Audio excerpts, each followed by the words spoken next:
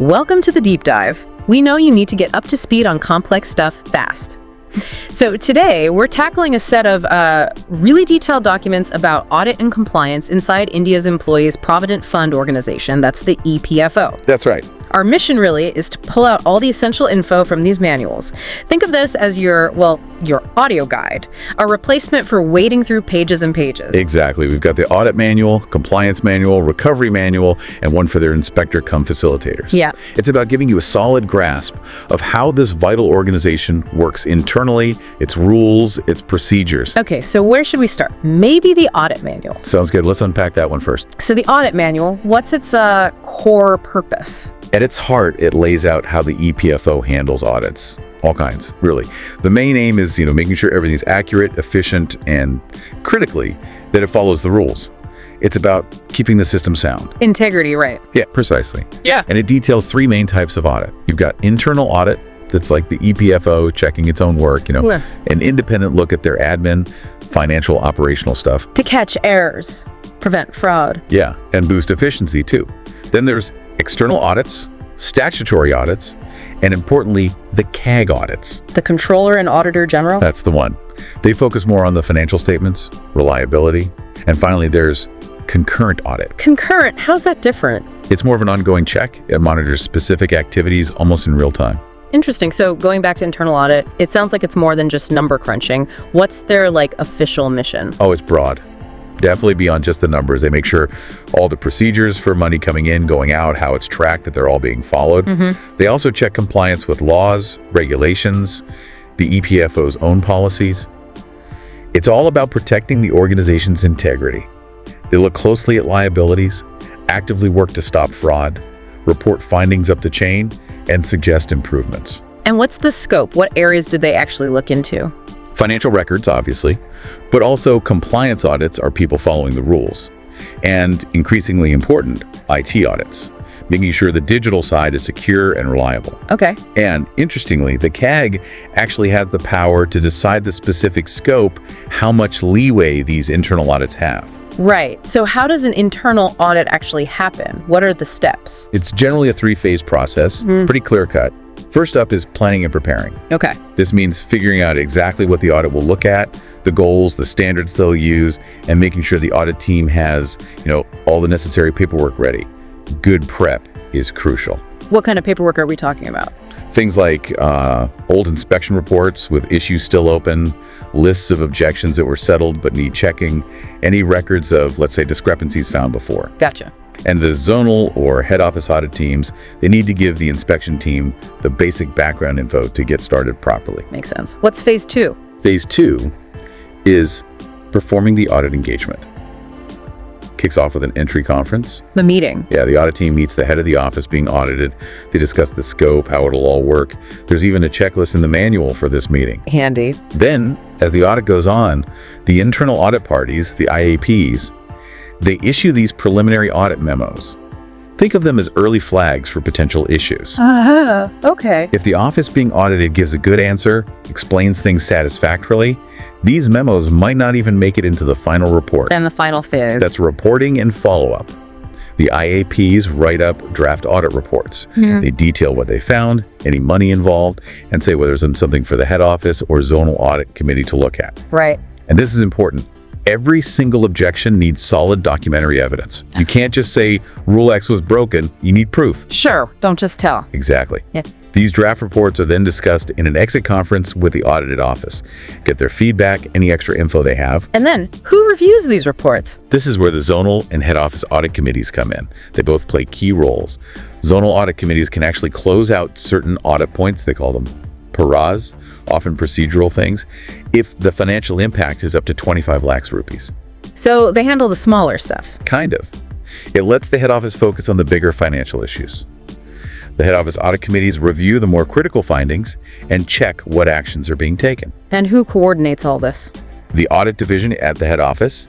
They set up the meetings, make sure everyone has the documents, and crucially, they follow up on the minutes to ensure corrective actions actually happen. They also keep an eye on the zone committees to make sure they're meeting regularly. Okay. You mentioned concurrent audit earlier. How does that fit in? Concurrent audit is, like I said, more immediate. an ongoing check on specific functions. Right now, it focuses on areas prone to quick issues. Such as? Things like changes to member profiles, claims from inactive accounts, accounts that haven't seen action in a while. Okay, I can see why that might need checking.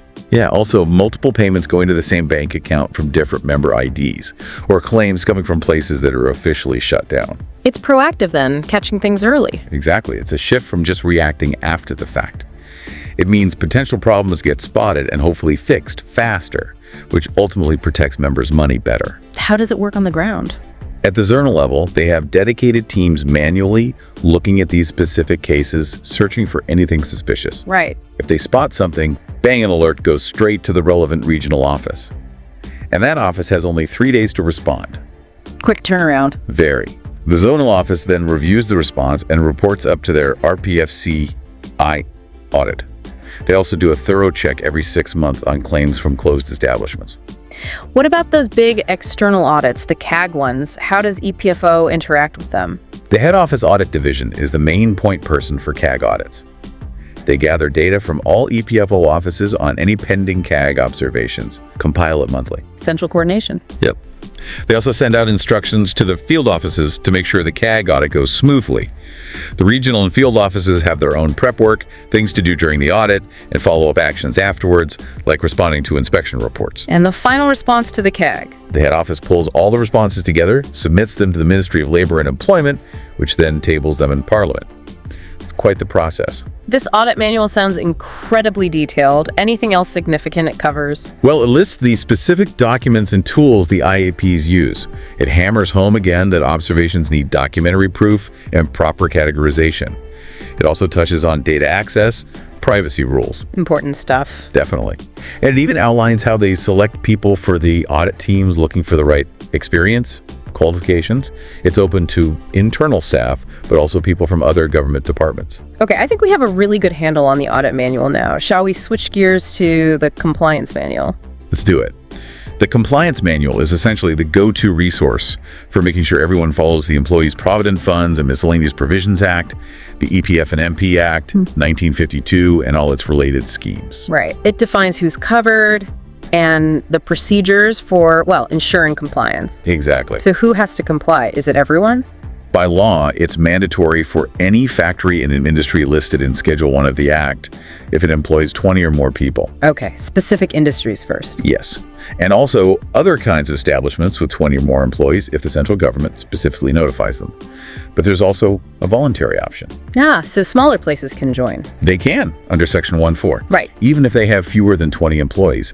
But, and this is key, both the employer and a majority of the employees have to agree.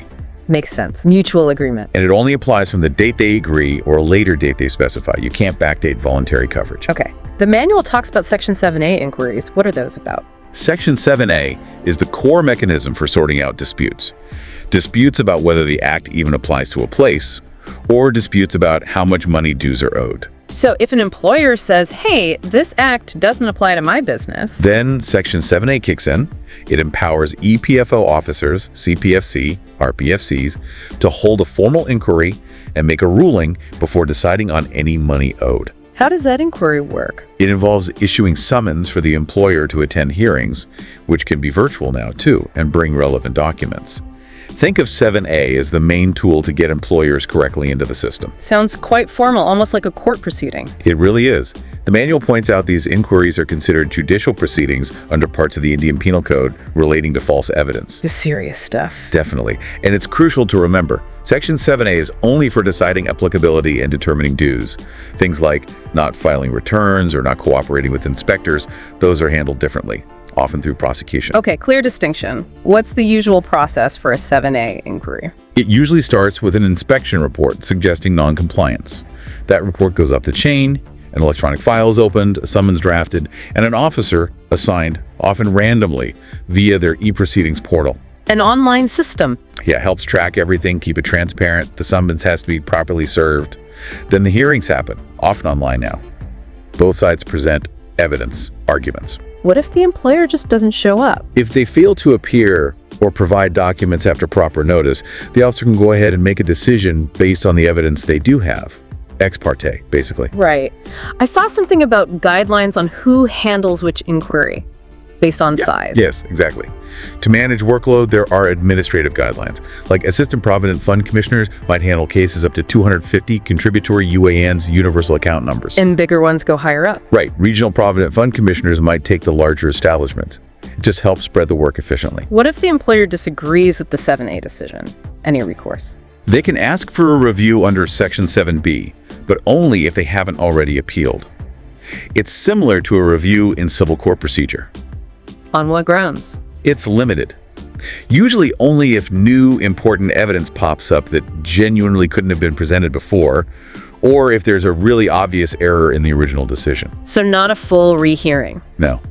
And you can't appeal the rejection of a review request.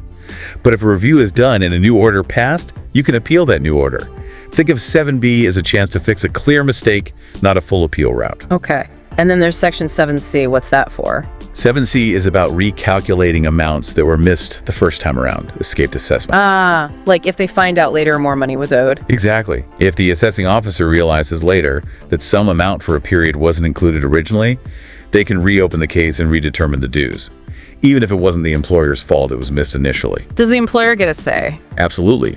They have to be given a reasonable chance to present their side before a 7C order is made.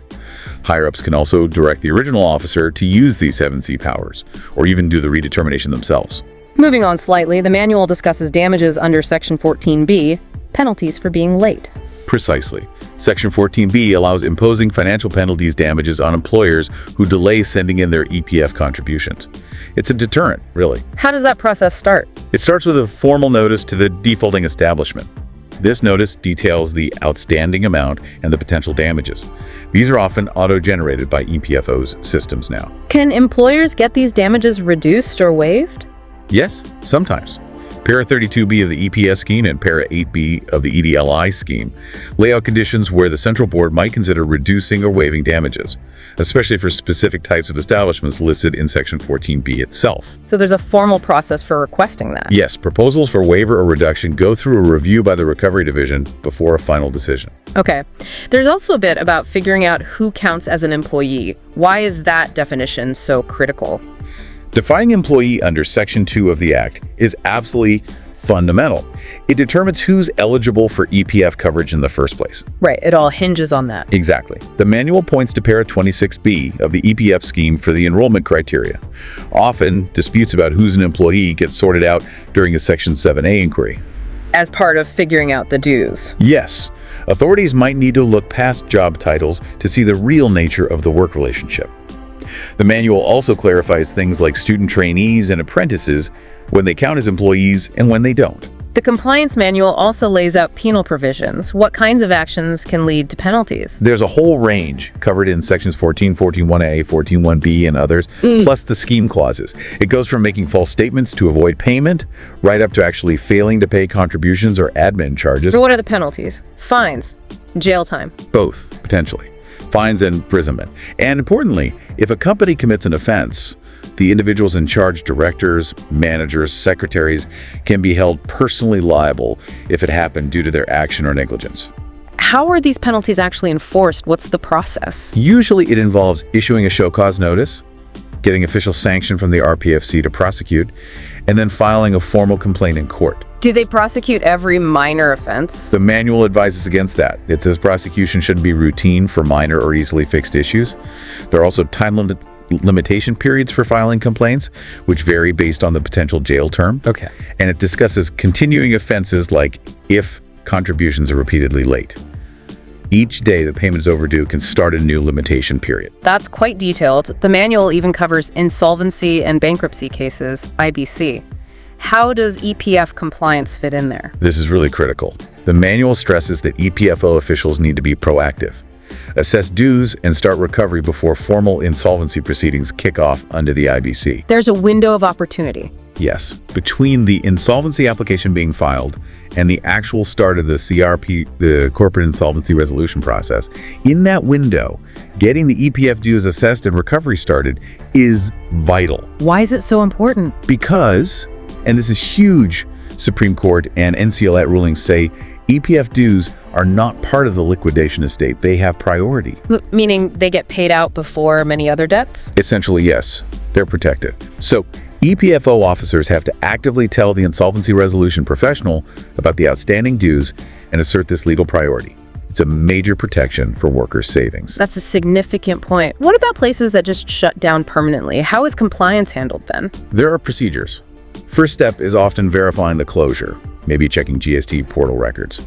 If an establishment says it's closed after being asked electronically, it can be a marked closed on the unified portal, but they need to provide proof and meet certain conditions. What about places that opted in voluntarily but stopped complying? They can also be marked closed after a certain period of inactivity. And the manual mentions regular lists being created and shared of establishments that are defaulting on payments. Okay, that covers audit and compliance pretty thoroughly. Shall we move to the recovery manual? Let's do it. This one is laser focused on the procedures for recovering outstanding dues under the Act. What's the key takeaway here? A really crucial point the manual makes up front is that recovery officers must quote Section 11 of the Act in their notices and orders. Section 11. Yes, because Section 11 is what incorporates various provisions from the Income Tax Act specifically for recovery purposes. So they need to cite Section 11 and the relevant income tax rules they're using. So they're using tax recovery rules, essentially. That's the mechanism, yes. It's an interesting link. What kind of powers do these recovery officers have? Pretty significant ones. They can attach property movable things like equipment, vehicles, or immovable things like land and buildings belonging to the defaulter. And then sell it. And then sell it, yes. They can also issue orders for the arrest and detention of the defaulter, though obviously there are legal safeguards around that. Wow. Anything else? They can also go after people who acted as sureties or guarantors for the debt. What if someone wants to challenge these recovery actions in a regular court? Generally, they can't. The manual states that civil courts don't have jurisdiction over matters related to executing a recovery certificate or orders about selling property to satisfy that certificate. So it stays within the EPF Act income tax rule framework. Correct. Those are the channels for resolving disputes related to recovery actions. The manual also defines some key recovery terms and briefly covers procedures for specific things, like selling attached perishable goods or crops. Okay, that brings us to the last manual. The one for inspector cum facilitators. Sounds like a key role. Absolutely. This manual is a guide for people doing a job with many facets. They're not just inspectors checking compliance. Right, the title says cum facilitator. Exactly. They also guide and educate, act as district nodal officers, DNOs, coordinating locally, and sometimes even represent the department legally as DRs or assistant public prosecutors, APPs. It's a wide-ranging role. Facilitator, inspector, DNO, DRAPP. Quite the mix. Let's start with the facilitator part. What does that involve? As facilitators, the focus is on education, outreach, communication. They need to engage with employers and employees, bridge information gaps, where one side knows more than the other, explain the act and schemes clearly. How do they do that? By running outreach programs, ideally using local languages. The manual even has a nice case study about an inspector using Street Plays Nukadnatak to reach workers. That's creative, grassroots stuff. It is. It shows that focus on really connecting. What about their role in things like Nidiapkin Imikat 2.0 or handling accidental deaths? They're key implementers for Nidiapkin Nikit 2.0, that outreach program. They handle joint declarations for updating member profiles too. And in tragic cases of industrial accidental deaths, they step in as the district nodal officer. What does the DNO do in that situation? As DNO, they gather all the info on the establishment and the deceased employees, coordinate with different offices if needed, and make sure the right compliance actions happen quickly to support the families. Okay, now the inspector hat. What are their duties there? This involves desk reviews, looking at records, periodically gathering intelligence on establishments, and doing physical inspections. Do they need permission for physical inspections? Generally, yes, from a designated authority. The inspection involves checking and collecting records. Sometimes they might need to issue a seizure memo if they're taking documents, physical or digital. Digital records, too. Yes, and there are specific protocols for handling digital evidence to maintain its integrity. The manual also says they might visit outside a scheduled inspection, maybe if invited or following up on a complaint. And when they act as DRs or APPs in legal cases? Then, they're the EPFOs face in inquiries and prosecutions for act violations. It means meeting strict deadlines, preparing prosecution proposals carefully based on evidence, tracking cases in court, and ensuring testimonies are accurately recorded. The manual stresses verifying an establishment's setup date and employee numbers. Why is that so vital? because that's fundamental to figuring out if and when the EPF Act applied to them. It determines coverage. How do they verify that? By checking various records, registration papers, wage slips, attendance logs, even things like electricity bills or work orders. The manual gives case studies too, like for rice mills with seasonal workers or places applying voluntarily when they might already meet mandatory thresholds. I see. It also covers composite establishments, businesses with multiple parts, and how to figure out their total employee count correctly for the act. How are complaints handled? If an employee reports something, The inspector cum facilitator does a preliminary inquiry first, figures out the issue, but protects the complainant's confidentiality. Then they report findings and recommendations upwards, which might trigger a full inspection. what about places that are closing down? The focus is protecting employee interests, making sure all dues are paid before the closure is final. They need to be aware closures might overlap with insolvency proceedings too. The manual also mentioned international workers and surveys. Briefly, yes. Guidelines for international workers, considering Social Security agreements. And inspectors might conduct surveys to find establishments that should be covered but aren't registered yet. These surveys don't always require a physical visit. Lastly, tour programs and ethics. Yes, they have to plan their work tours in advance, get them approved, and keep detailed tour diaries. And a big emphasis on integrity, ethical conduct, good behavior in all dealings. The manual even points to relevant sections in the new laws. The Bharatiya Sakshya Adhiniyam 2023, Bharatiya Sanhita 2023, and Bharatiya Nagarik Suraksha Sanhita 2023 regarding evidence, offenses, and procedures relevant to their work. Wow. That was incredibly detailed, a real deep dive into the whole audit and compliance world of the EPFO, thanks to those manuals. It's pretty amazing to see the level of structure and, the interconnected processes they have, all aimed at protecting workers' funds. Absolutely. These manuals really paint a picture of the robust systems in place. It's complex, yes, but it's designed to ensure the integrity and smooth running of an organization that's just so crucial for the financial security of millions in India. Yeah. Hopefully this whole discussion has served as, like you said, a useful audio replacement for digging through those tense documents yourself, giving everyone a clearer, more accessible understanding. Definitely. So maybe a final thought for everyone listening to ponder.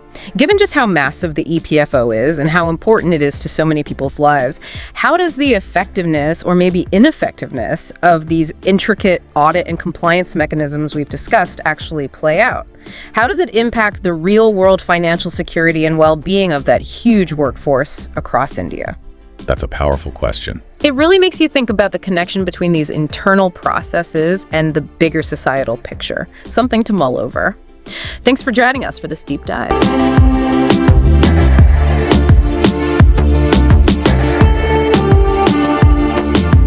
Welcome to the deep dive.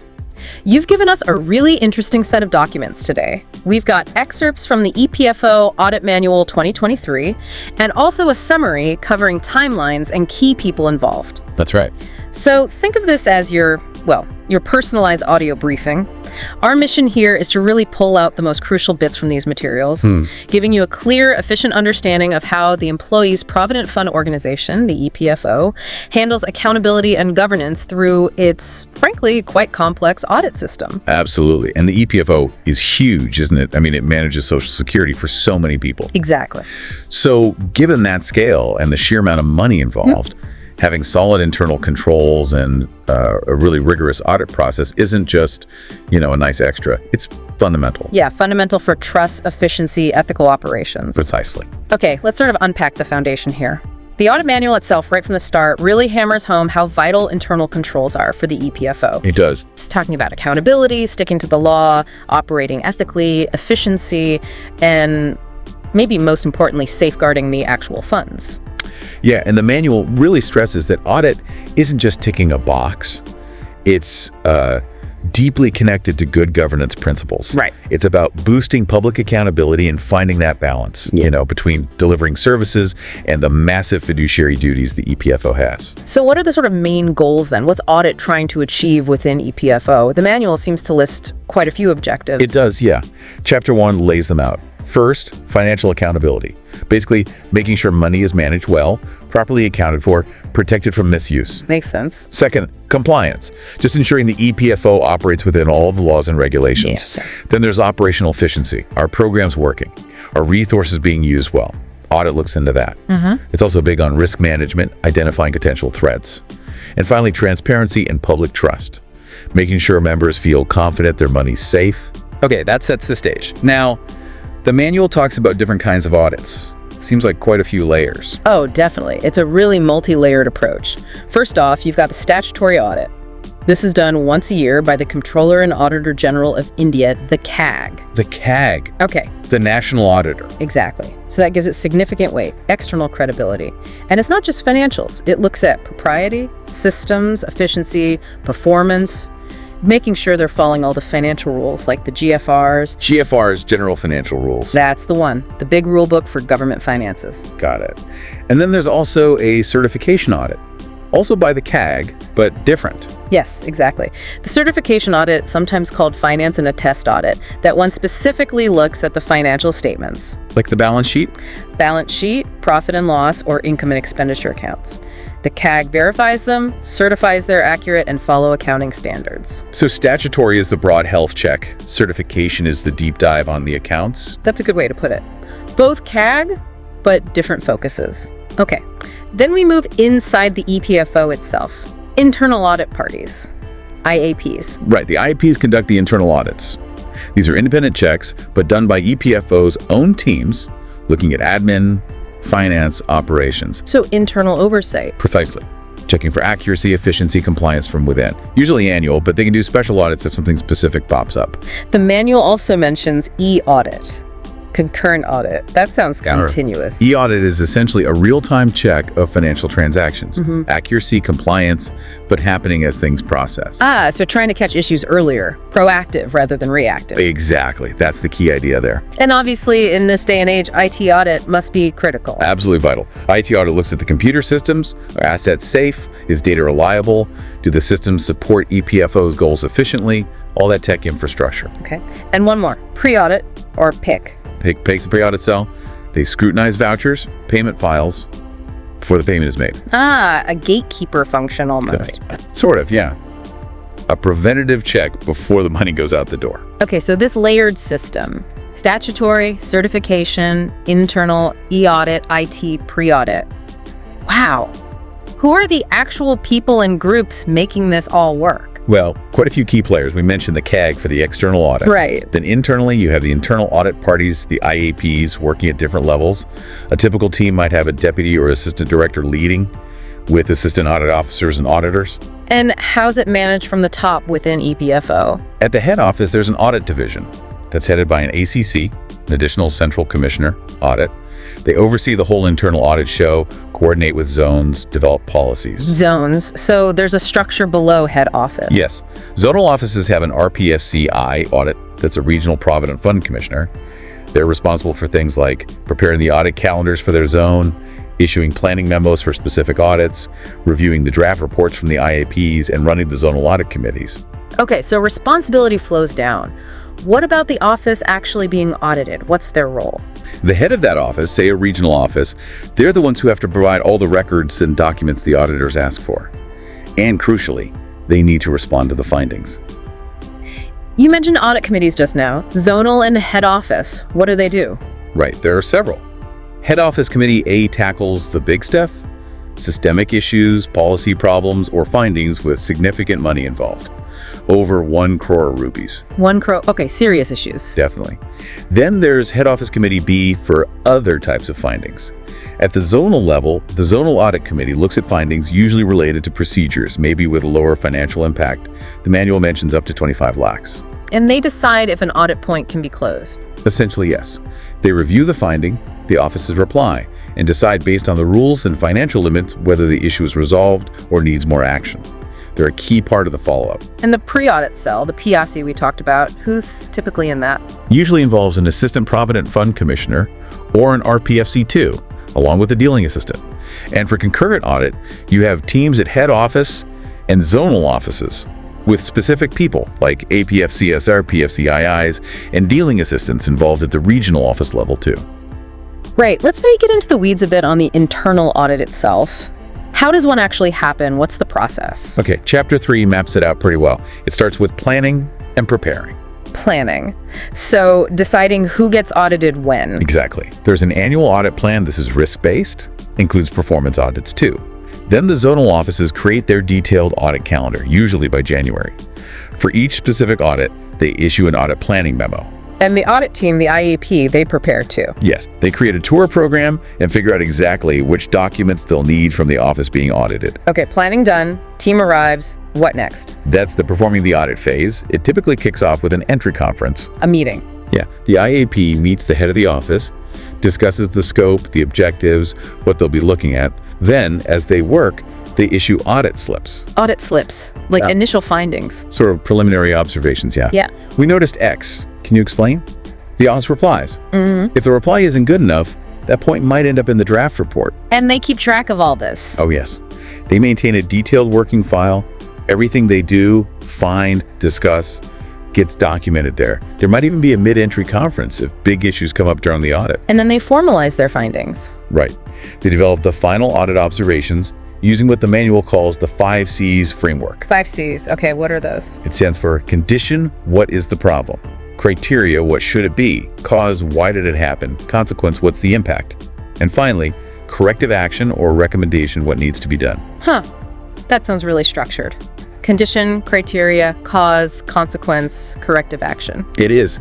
It brings a lot of rigor to how they analyze and present the issues they find. Okay, so they've done the field work, used the 5 C's. What's the final stage? Reporting and follow-up. The IAP puts together a draft audit report, or DR. They categorize the risk high, medium, low. They also suggest which audit committee should look at each point and note any money involved. And they share this draft. Yes, it's shared with the audited office. Then they hold an exit meeting to discuss the DR findings. After that meeting, the IAP has just 2 days to submit the final DR to their zonal office. 2 days, that's quick. It is. Then the zonal office reviews the DR and the working file for quality. If it's all okay, the DR becomes the final audit report, or FRR. And the office that was audited has to respond formally. Yes, the head of that office gets 1 month to provide detailed point-by-point replies to the zonal audit committee. Seems like a very defined process with clear timelines. That separate timeline document you mentioned earlier must lay this out clearly. It does, yeah. It confirms the statutory and certification audits are annual. Zonal offices need that annual audit calendar done by January. It also says the regional office needs 15 days notice before an internal audit starts, along with the list of documents needed. 15 days notice. And we saw the DR submission within 2 days of the exit conference. The RO then has 15 days to reply to the ZO on that DAR. And there are ongoing checks, too. Yes. Monthly reports go from zonal offices to head office on the status of both IAP findings and any outstanding CAG points. Head Office Audit Committee B also meets monthly. Committee A meets quarterly. Okay, so there's a rhythm to it. Let's circle back quickly to the different audit types and maybe highlight some key features again. Statutory audit by CAG. Right, the focus there is propriety, system efficiency, performance. CAG checks compliance with GFRs, GIRs, general accounting rules, other laws, really driving fiscal accountability. And EPFO has to cooperate fully. Absolutely. Prompt access to records, timely replies to questions that's expected. The manual even details specific tasks for ROs, ZOs, and HO before, during, and after a CAG audit. And the certification audit, financial statement focus. Exactly. Balance sheet, P&L, income and expenditure. CAG verifies these, issues a certificate. Their comments fall into specific buckets: observations on the balance sheet, P&L, receipts and payments, accounting policies, general stuff, grants, and sometimes a separate management letter pointing out weaknesses. And there are follow-up actions after that, too. Yes, especially for head office, collecting responses, ensuring issues raised are addressed. Okay, now internal audit again. We know the process, but what's the scope? What ground does it cover? It's pretty broad. The objectives cover evaluating controls, securing assets, checking liabilities, fraud prevention, making recommendations, and generally boosting credibility for the external audits. And the actual work they do. The scope includes financial checks, compliance checks, performance reviews, but also things like data analytics, reviewing SOPs, checking payments, investigating errors, following up on previous audits, and suggesting system improvements. They use various tools, record lists, planning memos, those audit slips, and the crucial working file. The manual had those annexures with core areas too. That gave a real flavor of the specifics, didn't it? It really did. Annexure for field offices lists 54 areas, and Section 3.5.2 lists 12 for head office.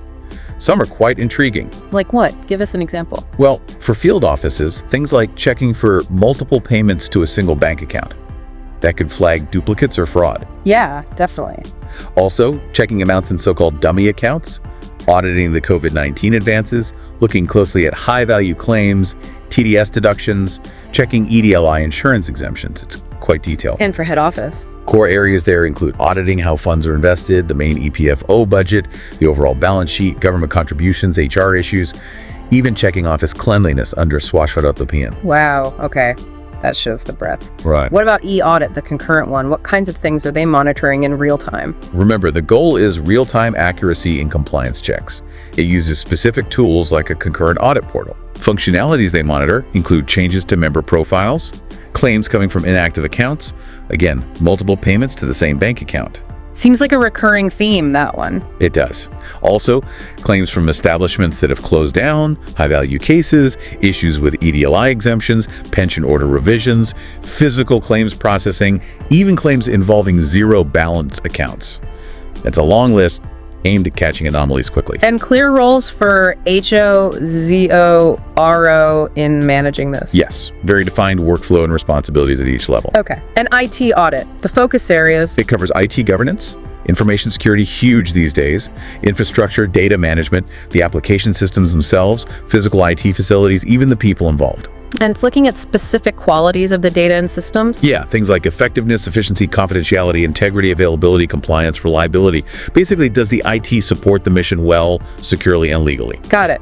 And lastly, pre-audit, the passee. What specifics are they checking before releasing payments? Their main job is scrutinizing vouchers and payment files. Do they have proper approval? Is it charged to the right budget head? Is there enough money in the budget? Does it follow the GFRs? So the checklist before signing off. Exactly. But they also do other things like scale audits, checking staff numbers against sanctioned strength, pay fixation audits, allowance checks, TA bills, printing and purchase audits, checking stock levels, reconciling various accounts. It's quite a range of financial housekeeping checks.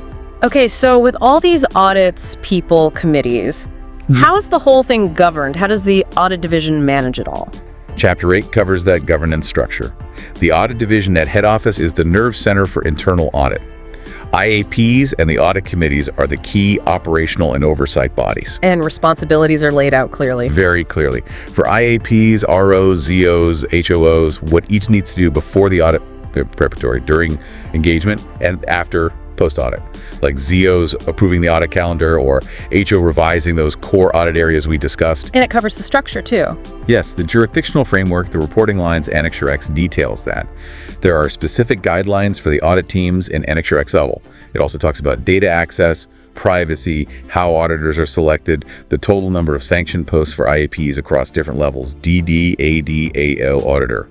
So the staffing levels are defined. They are. It even covers rules for leave for audit staff and the power to the head office audit division to issue binding directions. Plus, it lists older circulars that this manual replaces. This has been, wow, an incredibly thorough look inside the EPFO's audit world. It's clear there's a really dense, multi-layered system set up. Absolutely. It's designed to be robust. You've got the external checks from the CAG, then all the internal layers, IAPs, e-audit, IT, pre-audit. It's a comprehensive approach to try and ensure financial integrity and operational effectiveness. And the different roles, the auditors, the audited offices, the committees, all seem to have clearly defined parts to play in making it function. That structure, the defined roles, the oversight from committees, the clear processes and timelines, they're all crucial for accountability in an organization this size. And it's not just a static picture, is it? The manual itself being updated suggests they're committed to keeping the system relevant and improving it. That's the impression, yes. Continuous improvement seems to be part of the philosophy. Which, at the end of the day, is all about safeguarding the interests of EPFO members. You know, the listener and millions like them whose funds are being managed. It really is. And perhaps that leaves us and the listener with something to think about. In such a massive organization handling so much public money, how do you strike that perfect balance? Balance between Being incredibly thorough with these audits, which seems necessary, and maintaining efficiency so the organization can still function smoothly day to day. It's a real challenge, isn't it? It must be. And maybe think about the role of technology going forward. We talked about e-audit and IT audit. How much further could tech enhance audit practices in places like EPFO? Could it make things both more thorough and more efficient? That's a really interesting question to ponder. The future of audit in these large public bodies, definitely food for thought. We'd encourage everyone to maybe look into audit practices and governance a bit more. It's such a critical part of how these important organizations run.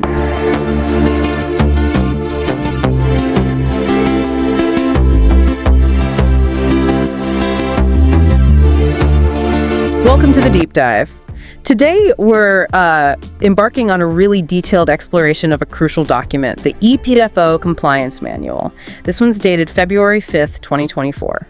Right. And our goal here is basically to give you an audio guide, something that meticulously covers the key aspects. Yeah, think of it as a way to grasp its significance without, sifting through pages and pages of text. Exactly. This manual, it's the definitive guide for EPFO officers, making sure everyone's complying with the Employees Provident Funds and Miscellaneous Provisions Act, that's the EPF and MP Act of 1952, and all its related schemes. And ultimately, it's all about safeguarding a secure future for EPF beneficiaries, isn't it? Precisely. So yeah, consider this deep dive your shortcut to understanding how this really important framework actually operates on the ground. Okay, let's unpack this, chapter by chapter. We're aiming to create something like an audio replacement for the manual itself. We'll break down the regulations, the procedures, all in plain, simple English. Making it accessible whether you're, say, an employer, an employee, or frankly just curious about how the system works. So let's start with the absolute basics. Applicability. Who does all of this actually apply to? Good place to start. Chapter 1 of the manual gets right into applicability, outlining who must be covered under the EPF and MP Act. It kicks off with mandatory application under Section 1.3. Section 1.3. First category there. Factories. If you're a factory engaged in an industry listed in Schedule Y and you employ 20 or more people, you're covered. Mandatory. Schedule 1. That's a pretty broad list of industries we'll probably touch on again. Cement, textiles, lots of things. So factory, Schedule I industry, 20 plus employees, check, you're in. What else triggers mandatory coverage? Well, the Act also covers any other kind of establishment or even a whole class of establishments if they employ 20 or more people and the central government has specifically notified them. So it's not just factories, it can be other businesses if notified. Right. And interestingly, there's a special lower threshold just for cinema theaters. Oh, lower how? They only need to employ 5 or more people to be covered. 5. That's quite a difference from 20. Why the special rule, do you think? The manual doesn't explicitly state why, but it likely reflects the, maybe the unique operational nature or scale within that industry. Makes sense. And didn't you mention the government sometimes applies it even below the 20 threshold? Yes, that's right. The central government has, in fact, issued notifications extending the Act to cover all establishments employing 10 or more persons. So that significantly widens the net for mandatory coverage. 10 or more, okay. But what if a business doesn't hit these mandatory numbers? Can they still join the EPF system? They can. That falls under voluntary application, Section 1.4. An establishment can choose to apply for coverage, even if they don't technically meet the statutory requirements. So they can opt in. Exactly. And what's quite noteworthy, the manual points out that until the central government officially issues a notification accepting that voluntary application, the establishment can actually withdraw it. Really? So there's a window to change your mind? Seems so. It gives some flexibility before it becomes legally binding.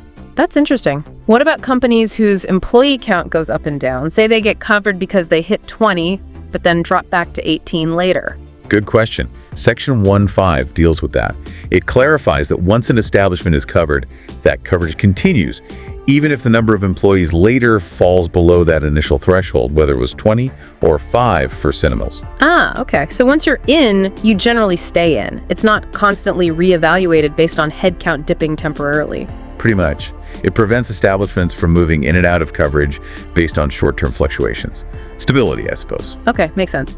The manual also talks about clubbing under Section 2A. What does that mean? Clubbing. This is really crucial for businesses that have operations in multiple places.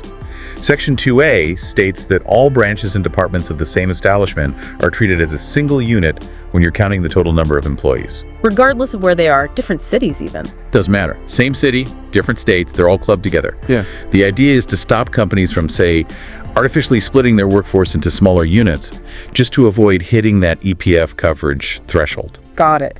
So a company with 5 small branches, each with only 10 employees, would still likely be covered because 5 times 10 is 50, well over the 20 threshold. Exactly.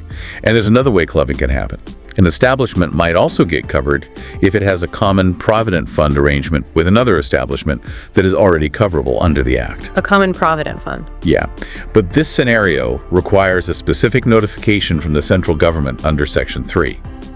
So different legal entities can potentially be linked for coverage based on how their PF is managed, but it needs government sign-off. Right, okay. Now, are there situations where an establishment might be completely exempt from all this? Yes, Section 16 of the Act covers exemptions. There are 2 main types. First, automatic exemptions under Section 16. Automatic, like who? These apply to establishments that either belong to or are under the control of the central government or a state government. This exemption kicked in from August 1st, 1988. So government-run entities are generally out. That's the gist. The manual clarifies, referencing a government letter from '89, that these exemptions just happen automatically. No need for a specific notification for each government body. Okay. And the second type of exemption? Those are granted by notification under Section 16, too. Here, the central government can exempt a whole class of establishments for a set period. This can even be applied backwards, retrospectively, or forwards. It usually depends on the establishment's financial health or other specific circumstances the government thinks are relevant. The manual mentioned a 2010 notification that expired in 2015. Why bring up an expired notification? It's important for historical context. If you're trying to figure out the exact date EPF became applicable to an establishment, and that date falls before March 2015, you need to check if any Section 16(2) exemptions were active for that type of establishment during that specific time. Old exemptions can impact past liabilities. Okay, so history matters for applicability dates. Now, this idea of belonging to or being under the control of the government, that sounds like it could be interpreted in different ways. It certainly has been. The manual highlights a key Supreme Court case, the Senate and Darn Girls Secondary School case. The court made a clear distinction. Belonging to means government ownership. Straightforward enough. But under the control of implies government control that isn't full ownership. The court stressed these are separate conditions for exemption. How do they define control then? It seems fuzzy. Well, in that same case, the court looked at legal definitions. Control was seen as things like superintendence, management, or the power to direct, restrict, or regulate. They also cited another case, Alom Karabasapa, where control meant a check, restraint, or influence used to regulate. So it's quite broad. Covers a lot of ground, from direct management to just significant influence. There's also mention of a twin test from the Polwan Hans Limited case. Yes, building on Sanandaram, the Polwan Hans case established this twin test for exemption under 16(1). An establishment must either belong to or be under the control of the government. It's one or the other, not necessarily both. And how did that play out in the Polwan Hans case itself? In that case, the central government owned 51% of the company. That was enough to satisfy the belonging to part of the test, aligning with the definition of a government company in the Companies Act 2013. Ownership percentage was key there. So a majority government stake is a pretty clear indicator. Let's circle back to the schedule of industries mentioned earlier for mandatory coverage. All right, Section 1.3 applies the Act to factories in those Schedule I industries and also to other establishments the government notifies. A really critical point here, emphasized by the Supreme Court in the Associated Industries case, is that coverage happens automatically once an establishment meets the criteria. Automatically, meaning the EPFO doesn't have to find them first. Exactly. The responsibility falls on the establishment to comply as soon as they meet the conditions, whether or not the EPFO has officially discovered them yet. That puts the onus squarely on the business. But the manual does say field offices should be looking for these places, right? Absolutely. They're expected to be proactive. The manual suggests using data triangulation, basically, gathering and comparing info from various sources. Like who? Oh, places like the Employees State Insurance Corporation, the Factories Department, Labor Department, Chambers of Commerce, trade unions, the MCA portal, and others. They recommend doing this data matching quarterly. A multi-pronged approach to find establishments that should be covered. What about the actual registration process? How does a business get signed up? Generally, they're expected to self-register. Since February 15th, 2020, newly incorporated companies do this through the Ministry of Corporate Affairs MCA portal. The main company registration site. Yeah. Other types of establishments usually use the Shram Savita portal, which is a unified platform for various labor compliances. The process is online, involves uploading documents, getting digital approval from EPFO, and then the field office scrutinizes the submission. Okay. And what if an establishment should register but just doesn't? The manual outlines steps. First, the local RPFC or APFC tries persuasion, encouraging them to register via Shram Savita. A gentle nudge first. Right. But if that doesn't work, they need permission from the Central Analysis and Intelligence Unit, the CIIU, before sending an enforcement officer to physically verify the situation. And if verification confirms they are coverable? Then coverage is applied retrospectively, right back to the date they first became eligible under the Act. Non-registration doesn't let them off the hook. The manual also details how the online registration and e-office compliance files are managed for these cases. Got it. And quickly, the process for voluntary coverage under Section 1.4. For voluntary coverage, the establishment submits an application cum consent form, that's ST2, and needs consent from a majority of its employees, using Form ST1. The zonal office then sends this info up to the head office via the e-office system for the Central Provident Fund Commissioners, the CPFC's, approval. Following specific circular guidelines, it seems. Yes, there's a 2017 circular mentioned. ST3 form comes from this. Once the CPFC approves, the zonal ACC arranges for the coverage to be officially notified in the Gazette of India. That makes it formal. Okay, that gives us a solid understanding of applicability, exemptions, and registration. Let's shift gears to Chapter 2, which digs into inquiries under Sections 7A, 7B, and 7C. This sounds like the core enforcement machinery. It really is. Section 7A is the statutory foundation for conducting inquiries. You see, when the Act first came out in 1952, there wasn't a clear way for the EPFO to formally figure out exactly how much PF dues an establishment owed. A bit of a problem, I imagine. Huge problem. Courts basically said you couldn't start recovery actions until the specific amount was officially determined.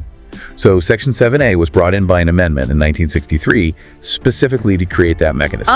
So 7A gave EPFO the tool to actually calculate and determine the debt. And who has the power to conduct these inquiries? Has that changed over time? It has evolved. Initially, recovering dues was more with the state governments. But a big change in 1973 gave the power to conduct 7A inquiries directly to key EPFO officials, the CPFC, deputy PFCs, and regional PFCs. Bringing it in-house, essentially. Right. Then in 1988, another amendment extended these powers further down the chain to additional CPFCs and assistant PFCs, aiming to speed things up. Crucially, that 1988 amendment also explicitly gave these officers the power to decide disputes about whether the Act even applied to an establishment in the first place. So not just calculating dues, but also settling arguments about basic coverage. Exactly. And importantly, it also introduced Section 7I, which allows for appeals against these 7A orders. So there's a check and balance. The manual stresses using these powers carefully protect employees, but don't unduly burden employers. Makes sense. So expanded scope from dues calculation to applicability disputes plus an appeal process. What specific powers do these officers have when conducting a 7A inquiry? It sounds quite formal. Oh, it is. Section 7A1 gives them the authority to decide on applicability and determine the exact amount due.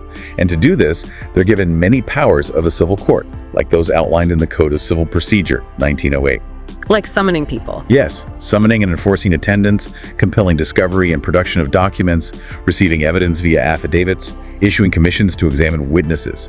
They have significant tools to gather evidence, drawing on sections 27 to 32 of the CPC. A lot of legal muscle. What if an employer or witness just doesn't cooperate? Well, under section 30 of the CPC, the inquiry officer can issue a show. Notice there's a sample, ST5, in the manual, if an employer refuses to produce documents without a good reason. They can also formally summon witnesses using Form ST6.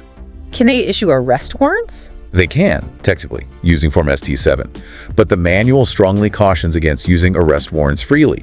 It says they should be a last resort when all other methods fail, and it cites the Vinod Tiwari case on this. So, use with extreme caution. Are there limits on these powers to prevent overreach? Yes, important limits. Fines for non-appearance under Section 32 of the CPC are capped at $5,000. Okay, not huge. And while they can attach and sell property for non-appearance, that power is also linked to the fine limit under Order Ex 6, Rule 12 of the CPC. Critically, the manual explicitly warns against attaching property of unlimited value or freezing bank accounts, calling those actions illegal. That's a vital check. What about ensuring documents are actually produced? If someone summoned to produce documents fails to show up with them, the 7A authority can issue a warrant to compel their attendance specifically for document production, again referencing the Vinod Tiwari case. Okay. And the inquiry itself is treated seriously, legally. Very seriously. Section 7A2 states that a 7A inquiry is deemed a judicial proceeding for the purposes of sections 193 and 228 of the Indian Penal Code that's giving false evidence and intentional insult or interruption. It's also relevant for section 196 of the IPC, which is about using evidence known to be false. Lying or obstructing a 7A inquiry can lead to criminal charges. Right, so testifying falsely carries real legal risk under the Penal Code. Let's walk through the practical steps. How does a 7A inquiry actually get started and conducted? Section 2.3 lays it all out. It starts when an enforcement officer, the EO, submits their inspection report via the e-office system to the circle officer. There are timelines for this, right? Yes, specific timelines for processing by the dealing assistant, DA, section supervisor, SS, or senior section assistant, SSA, and the circle officer figure 5 in the manual shows this flow. The circle officer then decides if there's a prima facie case. Prima facie, meaning enough initial evidence to proceed. Exactly. Yeah. If yes, the section supervisor registers the case on the compliance e-proceedings portal within 2 working days. They have to enter the establishment's employee strength, which varies depending on the issue. Oh, so. For applicability disputes, it's the employee count around the date. Applicability is questioned. For dues determination, it's usually the UANs from the last filed ECR, plus any others the EO found. For damages, it's based on the last wage month's UANs. Okay, that makes sense. Then what? Once registered, the e-proceedings portal randomly assigns the case to an inquiry officer within 3 working days. A separate A-office file is created too, with a unique diary number, a draft summons, Form ST4, and the reasons for the inquiry. The summons seems like a critical step. How's that handled? Absolutely critical and mandatory. The assigned officer has to ensure it's prepared correctly and issued promptly. Once they get the e-office file, they check admissibility and approve the summons. The e-proceedings portal handles the electronic notices. Sent how? Primarily via speed post with acknowledgement due to the registered address and any other known addresses. If that fails, they have to follow the detailed service procedures in Order V, Rules 930 of the CPC, things like personal service or substituted service. And the summons itself needs specific details. Yes, the unique e-proceedings diary number, the officer's sign and seal, and that case diary ID must be on all future communications. And the hearings themselves. You mentioned virtual mode is now mandatory. That's right. All 7A inquiries are done on the compliance e-proceedings portal, virtually, from the officer's desktop. The original EO usually attends virtually as a departmental representative. Who else joins? The section supervisor, or SSSA, joins too. They manage the physical records on the portal, so they're there to scan and upload documents during the hearing, upload the final order, update the status, and issue notices via email later. A team effort in the virtual courtroom. What about communication and record keeping? Each inquiry officer gets a dedicated official email for all case communication. The dealing assistant can be delegated access. Until full portal integration happens, hearing notices go out via this email. And the hearing itself. The DA usually hosts the virtual session, making sure audio-video works. Importantly, the entire proceeding is recorded electronically. Recorded. For how long? The recording is kept until the order sheet for the next hearing is uploaded, unless a party objects to the recording. Any agreements on dues, arguments, submissions, everything gets noted in a daily order sheet. Can the parties get a copy of that? Yes, they can download it, sign it digitally or physically, and email it back within 24 hours. If they don't reply, it's considered accepted. Employers submit their documents as digitally signed PDFs with an index. And scheduling the next hearing. The date is put right in the daily order sheet, so no separate notice is needed for adjournments. Adjournments are generally limited, usually max 7 days. And the final order timeline. Pronounced and signed within 15 working days of the hearing concluding. Uploaded the same day, T-day, and physically dispatched the next working day, T+1. There are also some overarching guidelines for these inquiries, focusing on fairness. Definitely. A key principle: initiate only after establishing a prima facie case based on actual evidence of default, evasion, or an applicability dispute. The reasons must be recorded in writing. No fishing expeditions. Exactly. The manual explicitly prohibits fishing and roving inquiries, just randomly digging for violations without specific grounds. How are complaints handled as a basis for inquiry, say, from an employee? A complaint is just a lead, not automatic proof. It must be verified first by an enforcement officer who gathers evidence.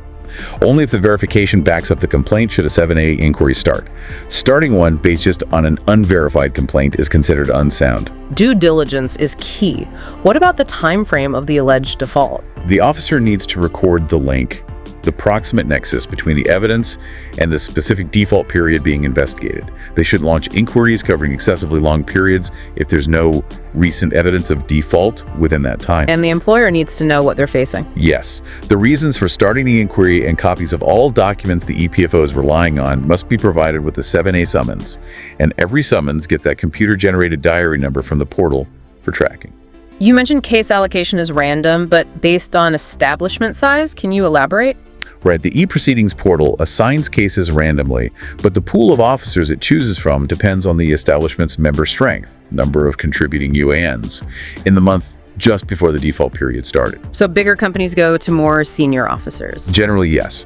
The manual has a table showing the thresholds, like up to 250 UANs might go to an APFC, 251 1000, maybe an RPFC 2, and over 1001 to an RPFC IR2, depending on the office structure. What if the company's size changes during the default period being investigated?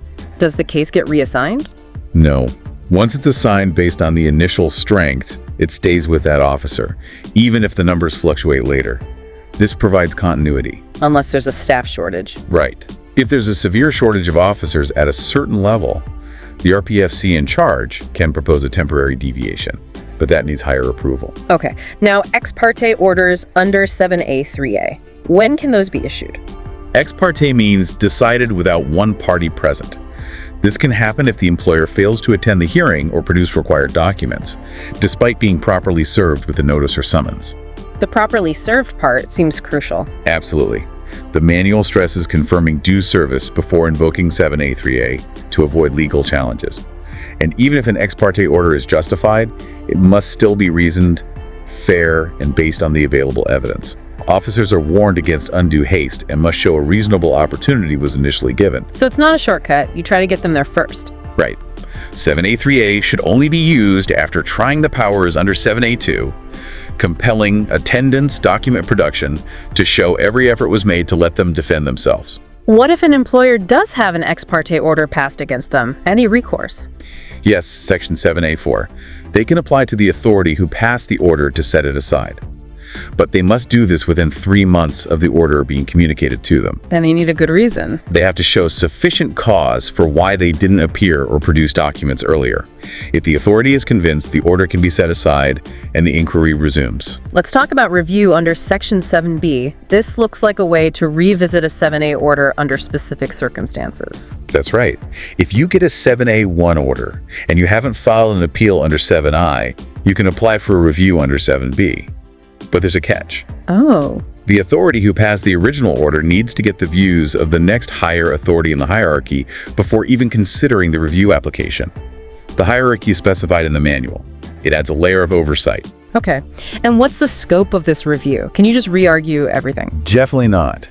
The scope is very narrow, mirroring Order XL7 Rule 1 of the Civil Procedure Code. Which allows review only for? Basically, 3 things. 1, discovery of new important evidence that you couldn't have found earlier, even with due diligence. 2, a mistake or error apparent on the face of the record. Or 3, any other sufficient reason, which courts usually interpret as being similar to the first 2. So it's not a chance for a do-over with the same arguments? No, it's not an appeal in disguise. The manual cites a case emphasizing this. An error apparent on the face of the record has to be obvious, something you see just by looking at the order, not something that requires complex reasoning to find. And for new evidence, you really have to prove you couldn't have found it before. Exactly. The manual says the employer needs irrefutable evidence that the new facts weren't known despite due diligence. Just saying, I didn't know, or records weren't available, usually isn't enough. Strict conditions. And there's a time limit and form. Yes, Form 9 is used, and it must be filed within 45 days of the original 7A order being communicated. Figure 6 in the manual shows the process flow. And interestingly, a higher authority can also initiate a review suo moto on their own initiative if they spot an apparent error during administrative scrutiny. Okay. Now, Section 7C, determining amounts that might have escaped notice. What's this about? 7C allows an officer to reopen a case if they believe some amount payable was missed during the original 7A or 7B process. This could be because the employer failed to provide documents or disclose facts, or even based on new information that comes up later, even if it wasn't the employer's fault. Is there a time limit for using 7C? Yes, it has to be done within 5 years from the communication date of the original 7A or 7B order. And does the employer get another say before this happens? Yes, absolutely. Before a 7C redetermination order is passed, the employer must get a reasonable opportunity to appear and present their case against it. Can a higher-up trigger a 7C review? Yes. A higher-level officer doing a supervisory check can either direct the original officer to use 7C powers or use those powers themselves, but only one of them can exercise the power in a single case. The manual also addresses cases remanded back by courts or tribunals. How are those handled? When a case is sent back for reconsideration, it has to be heard by an officer who is one administrative level higher than the officer who made the original decision that was appealed. The specific hierarchy is in a table in the manual, and these remanded cases are usually time-sensitive, so they need to be handled quickly. Timelines seem to be a recurring theme in this chapter. They are. Specific deadlines are mentioned throughout for various steps, and Section 2.0 gives a general overview, though checking page 40 of the source doc might give more context. What about administrative scrutiny of these 7A, B, and C orders? Is there an internal review process? Yes, it's a key internal check. The manual mandates monthly scrutiny of certain types and numbers of orders. Section 2.11.2 has the specifics. They use a standard form, SD8, for consistency. What happens with the findings? Observations are sent to the officer who cast the order and their immediate superior by the 15th of the following month. If this scrutiny finds grounds for a 7B review or a 7C determination, that process is initiated. And if an order is just legally flawed? If it's flawed and affects member or organizational interests, an appeal under Section 7I might be filed by EPFO itself. Zonal offices also send quarterly reports, Form ST9, on this scrutiny process up to the head office. Finally, Chapter 2 outlines the structure of a 7A order. What are the key elements? It must be a speaking order, meaning it explains the reasoning. It needs sections like brief facts, points for determination, discussion and reasons for findings, and the final order. Specific subheadings. Yes. Brief establishment facts, case history, any exemptions claimed, points for determination, records produced, submissions from the establishment, complainant, if any, and the departmental representative, DR, deliberations from the daily order sheets, findings on each point, and crucially, a month-wise breakdown of the amount due. That breakdown needs specifics. Yes, amount due, amount already deposited, and the residual amount still payable. Only the residual amount is shown as the final amount due. The order must also record that summons was served and opportunities were given, and all orders get uploaded to the e-proceedings portal. PDNSS compiles selected orders as a reference library. Wow, that's an incredibly thorough look at the inquiry process. Let's shift now to Chapter 3, Levy of Damages under Section 14B. This is about penalties for late payments, right? Exactly. Section 14B of the Act, along with specific rules in the EPF scheme, pairs 32A and 32B, the pension scheme, para 5, and the EDLI scheme, paras 8A and 8B, deal with recovering damages when employers default on payments or transfers. What kind of penalty are we talking about? Section 14B allows recovery of damages, essentially a penalty, up to a maximum amount equal to the arrears owed. This not exceeding the arrears limit came into effect from September 1st, 1991. And the courts have weighed in on this. Yes. The Supreme Court in the Horticulture Experiment Station Ghana couple case in 2022 made it clear any default or delay warrants levying damages. It's not really discretionary in that sense. So late is late, and damages apply. Are there any situations where damages might be reduced or waived? Yes, there's a provision. The second proviso to Section 14B allows the Central Board of Trustees to reduce or waive damages for sick industrial companies that have a rehabilitation scheme sanctioned under the old Sick Industrial Companies Act, SICA, 1985. Similar provisions exist elsewhere. Paragraph 32B of the EPF scheme and 8D of the EDLI scheme echo this, setting out terms and conditions. Also, the newer Code on Social Security 2020, though not fully enforced yet, has a similar clause in its Section 128 for companies with resolution plans under the Insolvency and Bankruptcy Code 2016. And the actual rates of damages, how much penalty applies for how much delay? Those specific rates are laid out in the individual schemes, EPF, EPS, EDLI. The compliance manual itself doesn't detail the percentage rates. It focuses on the framework for levying them. Okay, so the rates are elsewhere, but the process is here. How are these 14B damage proceedings actually started? Is it manual? Increasingly, it's automated. The EPFO's unified portal automatically calculates 14B damages and 7Q interest whenever an employer remits contributions late. And employers can see this. Yes, they can see the auto-calculated amount and pay it online. But if they are late and they don't pay the auto-calculated damages and interest, that's what triggers the formal 14B proceedings. What about identifying these defaults systematically? There's an annual periodic desk review, PDR. During this, the dealing assistant in the default management vertical generates a specific 14B7Q report using the internal software. What's in that report? It generates an establishment-wise notice with calculation summary and 2 annexures. Annexure A details each delayed remittance, due date, payment date, days delayed, contribution amount, and the calculated 7Q interest and 14B damages for that specific default. And Annexure B. That lists remittances with missing presentation dates or those not yet reconciled with bank statements. If damages are due on these, the report goes to the circle officer via the SS for action. The software can also generate lists of all establishments with leviable damages.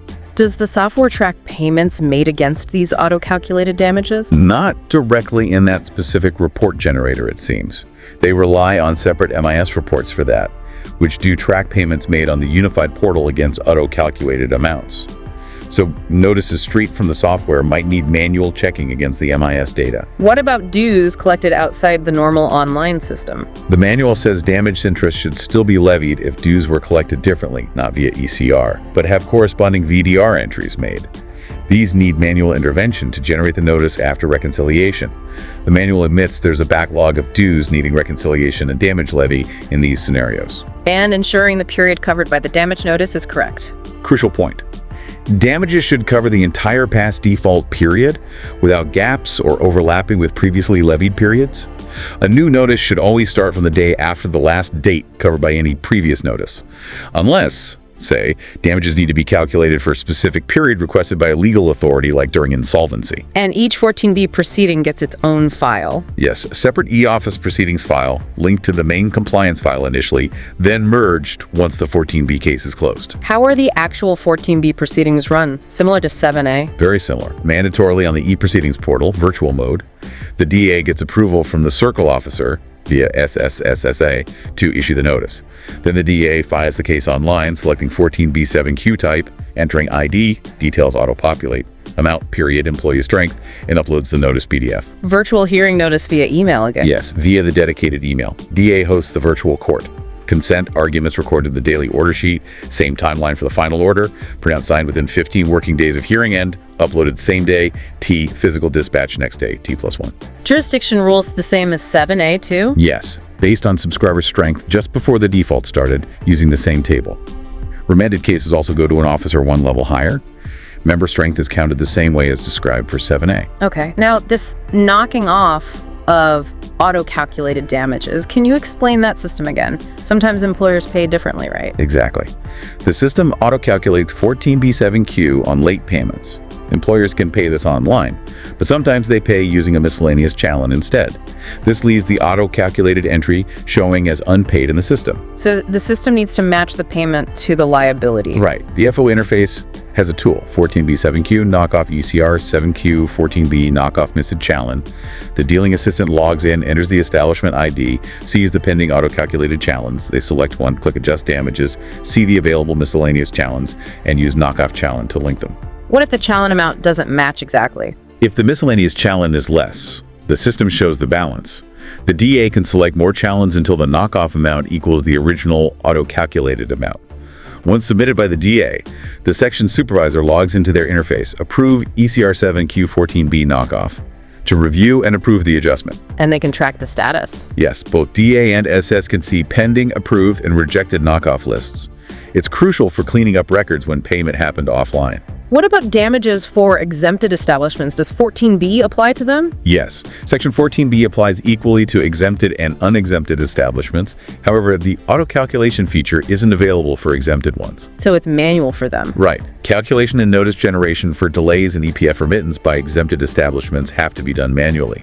Also, if an exemption is canceled or surrendered, the PF Trust has to transfer the accumulated funds to EPFO securities within 30 days, liquid cash within 10 days.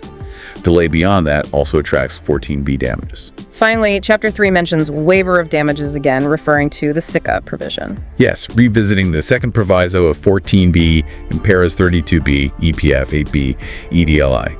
This allows the Central Board to reduce waive damages for sick companies with sanctioned BIFR rehab schemes.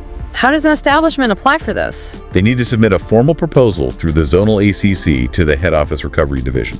It requires a lot of detail. Establishment info, reasons for delay, compliance efforts, financial position, evidence, default period, damages levied, actual interest component, amount requested for waiver, 7Q interest levied, total default period, and the zonal recommendation. There's a specific pro forma with different versions for pre- and post-July 1997 defaults. A very detailed process for seeking waiver. Okay, let's move to Chapter 4. Resolution of membership doubts under Paragraph 26B of the EPS scheme, or Paragraph 8 of the EPS. This is about clearing up confusion over who should be a member, right? Precisely. Para 26B EPF and Para 8 EPS give the Regional Provident Fund Commissioner, RPFCI or 2, the power to investigate and decide if there's any doubt about whether an employee is entitled to membership, required to be a member, should continue as a member, or the correct start date of their membership. The key condition here. The person must already be considered an employee under the Act's definition, Section 2F. The basic employer-employee relationship shouldn't be in dispute. Para 26B was added in 2014. Yes. Before that, the RPFC's decision was final. But the 2014 amendment added a proviso. Now, both the employer and the employee must get a chance to be heard before the RPFC makes an order. Much fairer. Definitely.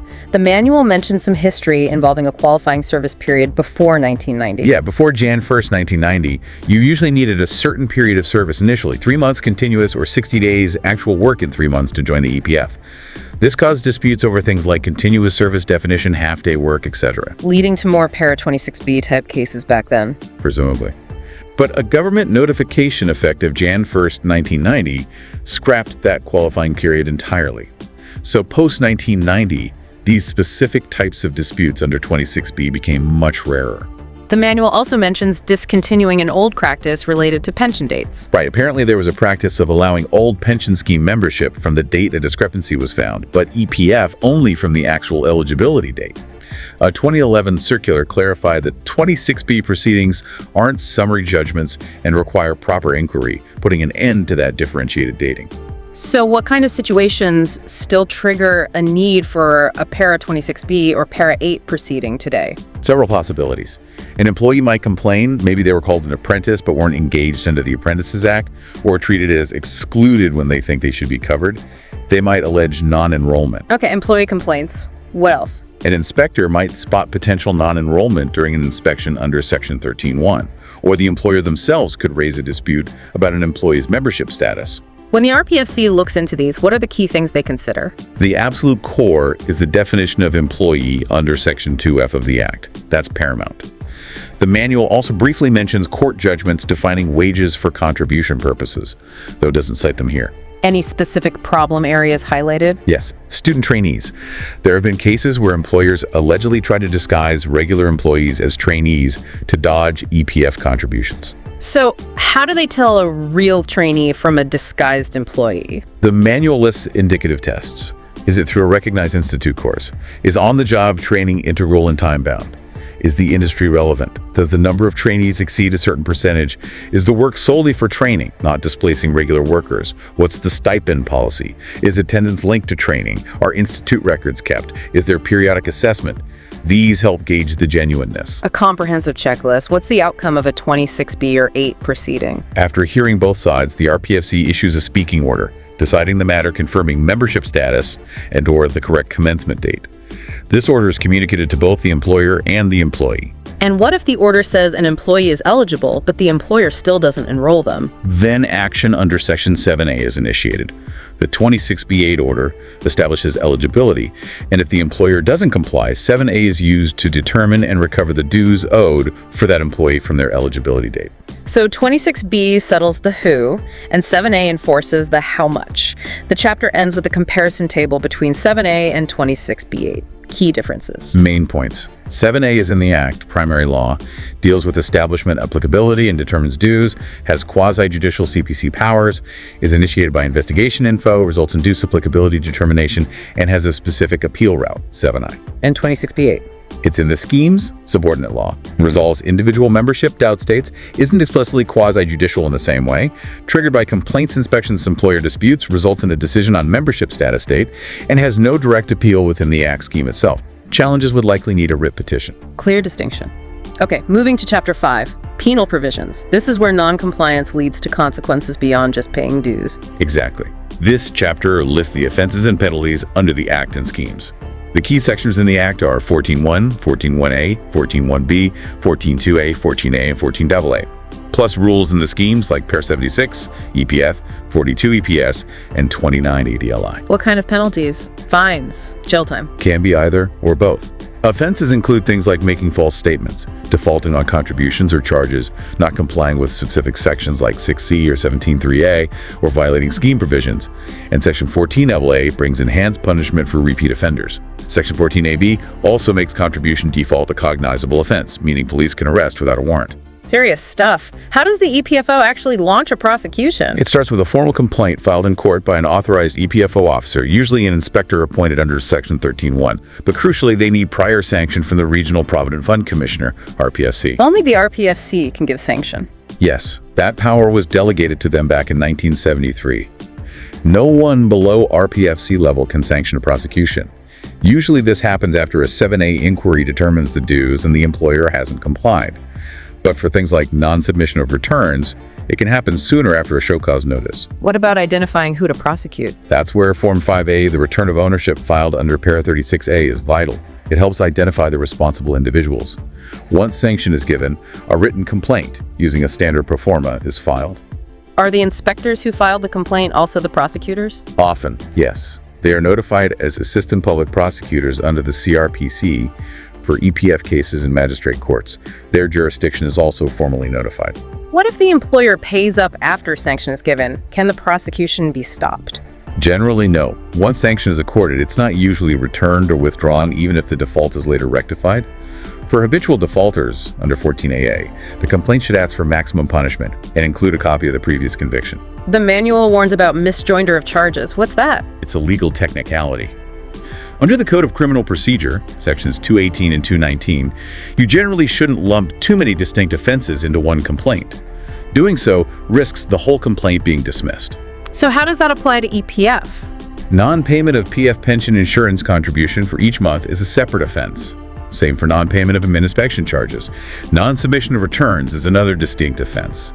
So the advice is to file separate complaints for, say, 14.1D contribution defaults versus 14.1B admin charge defaults, or for repeated offenses under 14.A, especially if there are more than 3 similar offenses within 12 months. Don't bundle them all together. Okay, separate complaints for different types or multiple instances of offenses. Who actually gets named in the complaint? Section 14A covers this. Yes. For a company, it's every person in charge and responsible for the business conduct at the time, plus the company itself. Directors, managers, secretaries can also be liable if the offense happened with their consent, connivance, or neglect. What about other types of businesses? For an unincorporated body, it's the head of department. For a firm, it's any partner. For a factory establishment, the occupier. For a proprietary concern, the proprietor. And if you need to prosecute an official receiver appointed by a court, you need the court's prior sanction first. Can a prosecution, once filed, ever be withdrawn by EPFO? It's difficult. A complaint should be filed within 7 working days of sanction. Once filed, withdrawal needs prior specific permission from the Central Provident Fund Commissioner, CPFC, under Section 257 CRPC. What conditions need to be met for the RPFC to even propose withdrawal to the CPFC? Generally, all contraventions rectified, all dues, including damaged interest paid, and EPFO's legal other expenses reimbursed by the employer. Any exceptions where RPFC can withdraw without CPFC approval? Yes, one specific instance. Prosecutions launched only for non-compliance with KYC requirements. The RPFC can withdraw these if the employer requests it, has subsequently complied, gives an undertaking for future compliance, and no expenses are demanded. But that's a very narrow exception. Can the court order compensation from any fines imposed? Yes. Under Section 357 of the CRPC, the court can order part of the fine to cover prosecution expenses or compensate the complainant. The manual advises inspectors to specifically ask for expenses, travel, etc., and compensation equal to the outstanding PF dues in their complaint. Courts are more likely to grant it if strongly requested. What about the time limit, the statute of limitations for prosecution, Section 468 CRPC? This has been debated. Is failure to pay PF a one-time offense or a continuing one? The Supreme Court case Bhagirath Kanoria settled it for non-payment of contributions. It is a continuing offense, meaning the standard limitation period in Section 468 CRPC doesn't apply. Instead, Section 472 CRPC applies, where a fresh limitation period starts every moment the offense continues. So effectively, no strict time limit for prosecuting contribution default as long as it persists. But maybe different for other offenses, like not filing returns. The position there is less clear, with some cases suggesting non-filing might be a one-time breach. Given this, the advice is to launch prosecutions reasonably quickly while the offense continues anyway. What if the inspector who filed the complaint gets transferred? The new inspector taking over can appear in court, ask the court not to insist on the original complainant, and continue the case, tendering witnesses, etc., under Section 200 CRPC. The manual also mentions a very serious charge: criminal breach of trust under Section 405 of the Indian Penal Code. When does this apply? Explanation 1 to Section 405 IPC is specific. If an employer deducts the employee's share of PF from wages, but then fails to deposit it with EPFO on time, they are deemed to have committed criminal breach of trust. This is punishable under IPC Sections 406 and 409, potentially with significant jail time. Does the EO need RPFC sanction for this? No. For IPC offenses like this, the EO doesn't wait for RPFC sanction. They should immediately file an FIR, First Information Report, with the local police upon detecting it. But they need to check something first. Yes, ensure the employees actually receive their net wages for the period from which the PF share was deducted but not remitted. Then lodge the FIR with basic proof like salary registers. Can these IPC cases be withdrawn? Much harder, as it's the state versus the offender. However, if the employer pays up very quickly after the FIR, like 15-30 days, and shows good subsequent compliance, a proposal can be sent to the CPFC seeking approval to inform the police of no objection to withdrawal. But it needs CPFC approval. Lastly, Chapter 5 mentions Section 110 of the CRPC taking security for good behavior from habitual offenders. Right. This is a preventative measure, not punitive. An executive magistrate can be asked to require habitual EPF defaulters. Section 110 FIC specifically includes EPF offenses to show cause why they shouldn't execute a bond, maybe with sureties, for good behavior for up to 3 years. A way to try and prevent future defaults. Exactly. The process is simpler and quicker than full prosecution, supposed to be done within 6 months. EOs are advised to use this tool against known habitual defaulters. Okay, that covers the range of penal actions. Let's turn to Chapter 6, dealing with compliance during the Corporate Insolvency Resolution Process, CIRP, under the Insolvency and Bankruptcy Code 2016 IBC. This is very topical. Extremely relevant. With more companies going into CRP, EPFO needs clear procedures to protect members' PF interests. Timely action is vital because the IBC can sometimes override other laws, including EPF provisions. So how does EPFO even find out when a company enters CRP? The manual says EPFO needs a mechanism to get real-time info from the Insolvency and Bankruptcy Board of India. IBBI, zonal offices should nominate an officer to regularly check the IBBI website. And once they know CRP has started for a company, the local regional office must immediately identify all establishments of that company in their area. If it's a multi-location company, head office needs to be informed to coordinate finding all locations using MCA, GST portals, etc. This info gets sent quickly within 3 working days of IBI info to HO, compliance, CIIU, legal, and the zone. Then the zone informs all relevant ROs. By the next working day. Those ROs must immediately do a desk review to check for defaults. The push is to assess all pending dues, maybe even run a quick 7A inquiry if needed, and issue a recovery certificate, RRC, before the CRP formally commences, if at all possible.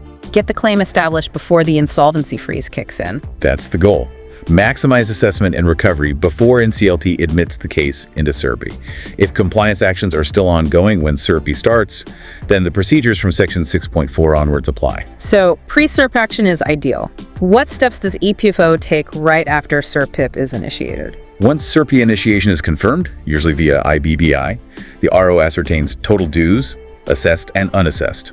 Then critically, the RO lodges a formal claim with the appointed Interim Resolution Professional IRP or Resolution Professional RP, using the prescribed format with all supporting docs.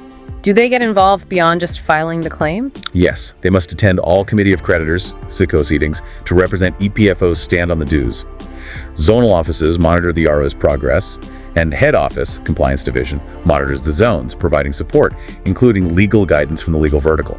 It's a coordinated effort. What specific procedures does the RO follow once CRP is underway? Lodge the claim with the IRPRP, detailing contributions, interest, damages, other charges. Attach copies of 7814B orders, RRCs, bank statements if available. Follow up regularly on claim admission. Attend COSI meetings. Respond promptly if the IRPRP has queries. What if the IRP argues that the Section 14 IBC moratorium stops EPFO from even assessing dues? EPFO officials must firmly argue that the moratorium only halts recovery actions, not inspection or assessment needed to determine the dues owed.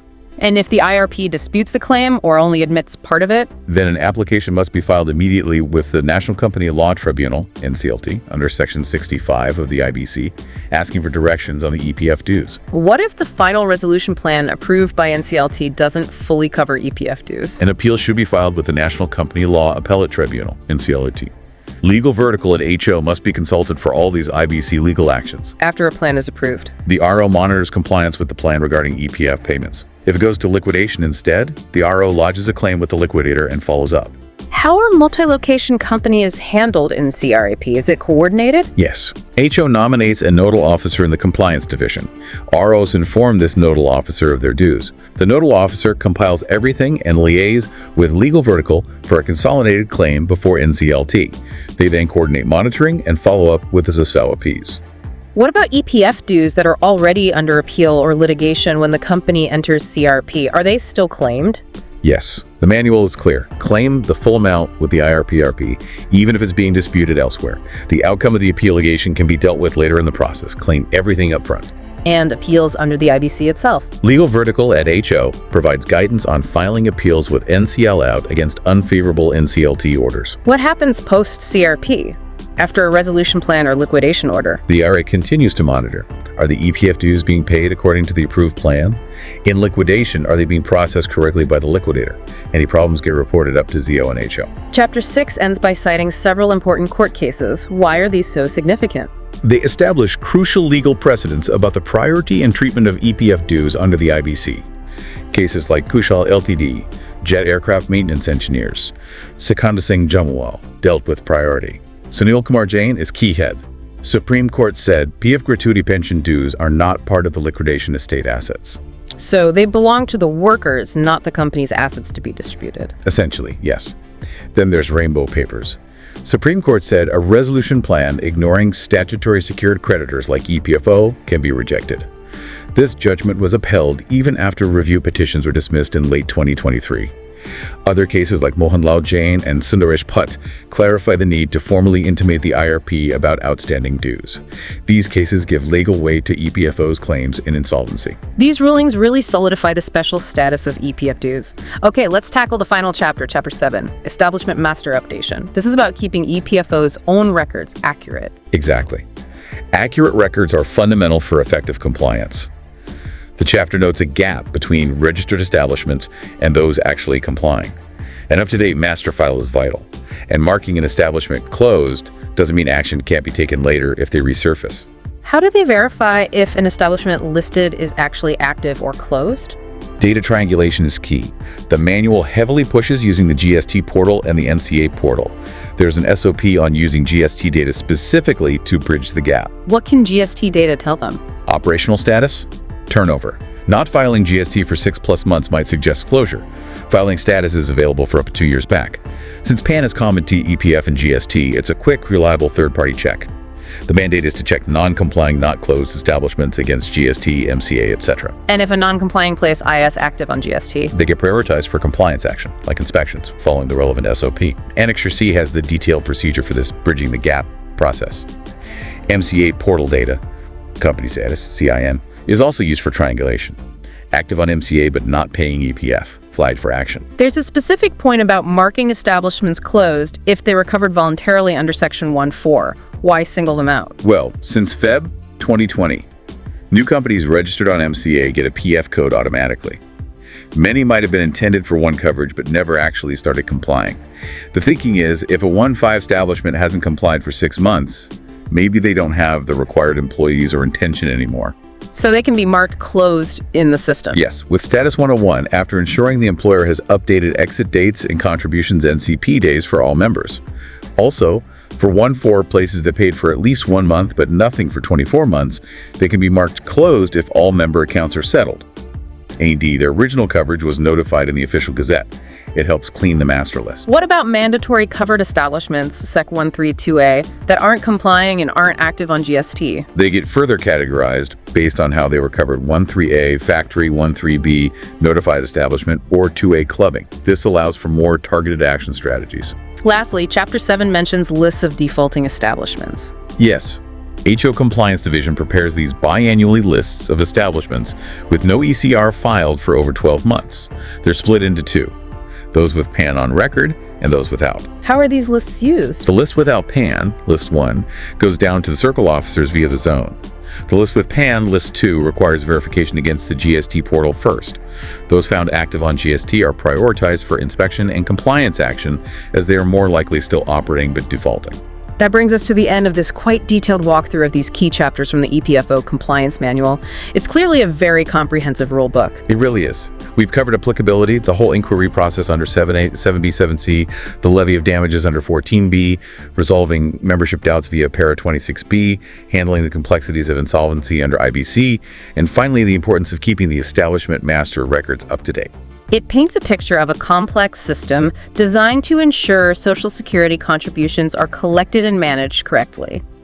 It certainly makes you think about the ongoing effort needed to balance robust enforcement with, the practicalities faced by businesses. Absolutely. And ensuring that both employers and employees understand their roles and rights within this framework is a continuous task. This manual is the bedrock for the EPFO officers navigating that.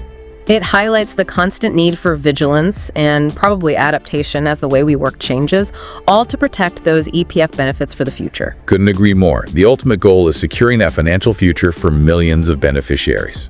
Thank you for joining us on this deep dive. We hope this detailed audio exploration has served as a useful substitute for reading the manual directly, giving you a clear understanding of its key compliance procedures. Until next time, stay informed.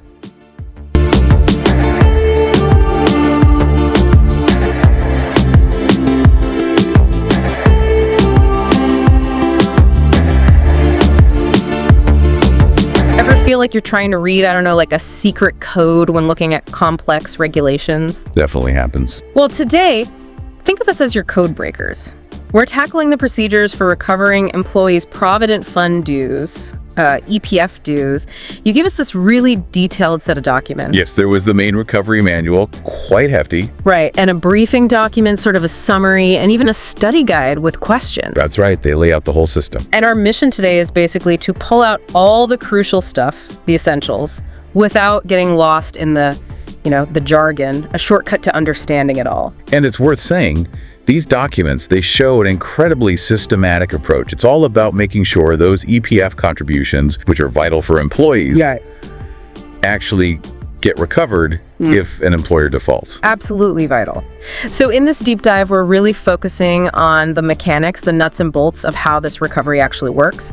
We'll look at attaching and selling property, both the movable kind and immovable, like buildings. And the role of receivers. Yeah, what that involves, and even the more serious end, like potential arrest and detention.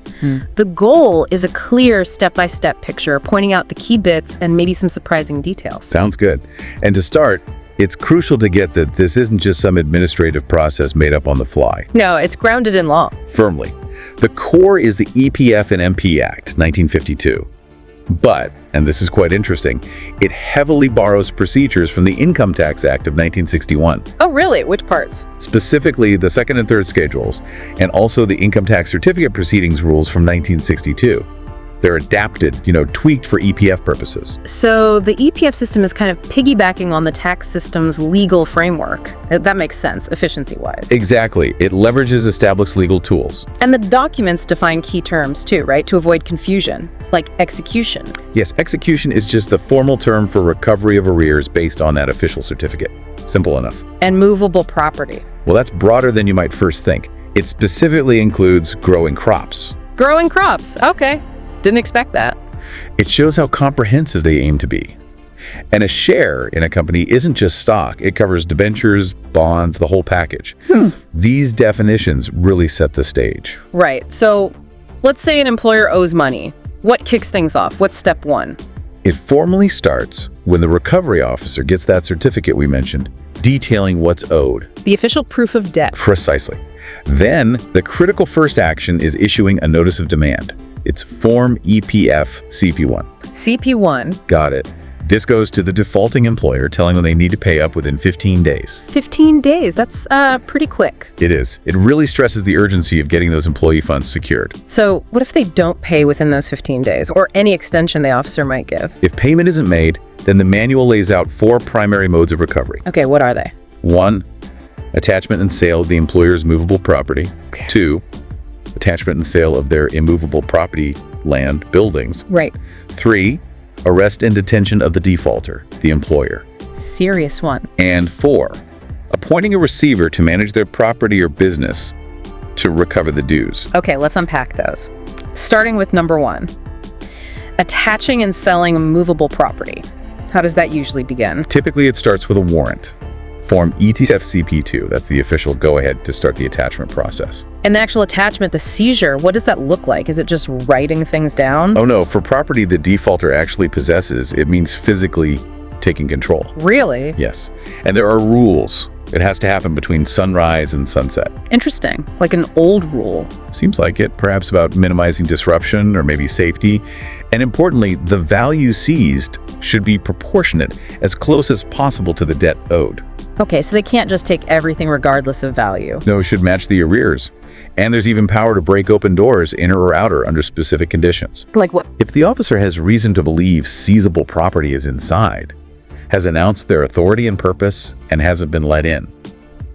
But they also have to give women occupants a reasonable chance to leave first. That's quite assertive, but with some safeguards built in. What about those growing crops you mentioned? How do you seize those? Agricultural produce is different. No physical taking initially. Instead, they attach it by affixing a copy of the warrant somewhere prominent on the land or where the produce is stored. So a notice on the spot. Exactly.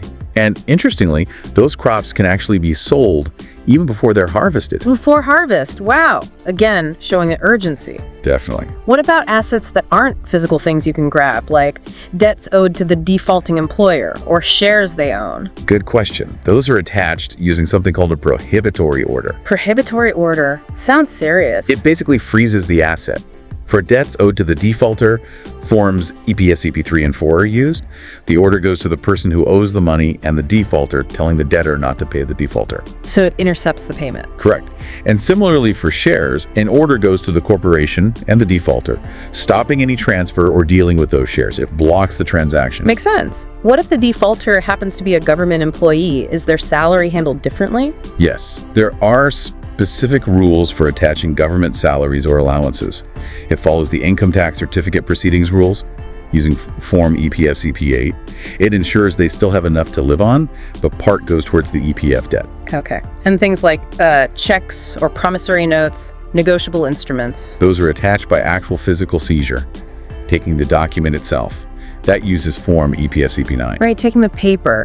The scope seems really wide. What if the property is already tied up somehow, like in a court case or held by a public official? They can still attach it. A notice, EPF CP10, is sent to the court or the official. And what does the notice do? It basically requests them to hold on to that property and not release it until the recovery officer gives further instructions. It puts a legal hold on it.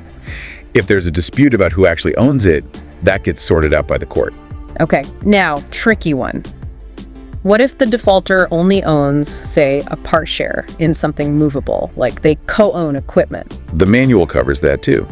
The recovery officer can attach and order the sale of just the defaulter's share or interest. But what about the other owners? They have rights. They get a chance to buy out the defaulter's share first. Or, if it goes to auction, they can match the highest bid to purchase it themselves. Protects their interest. That seems fair. Okay, so once movable property is seized, what's next? Straight to sale. Not quite. First, a really crucial step, making a detailed inventory. Everything attached is listed where it is, and copies go to the officer and the defaulter. Accountability. Exactly. Then comes the sale proclamation.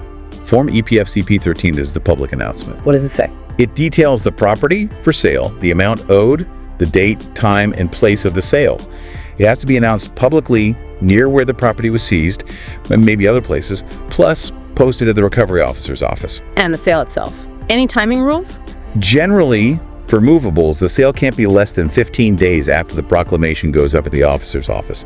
Gives people notice. 15 days, okay. But there are exceptions. If the goods are perishable, or storage costs are too high, or if the defaulter agrees in writing, it can be sooner. Makes sense for things that might spoil. Right. And for agricultural produce, the timing considers harvest status.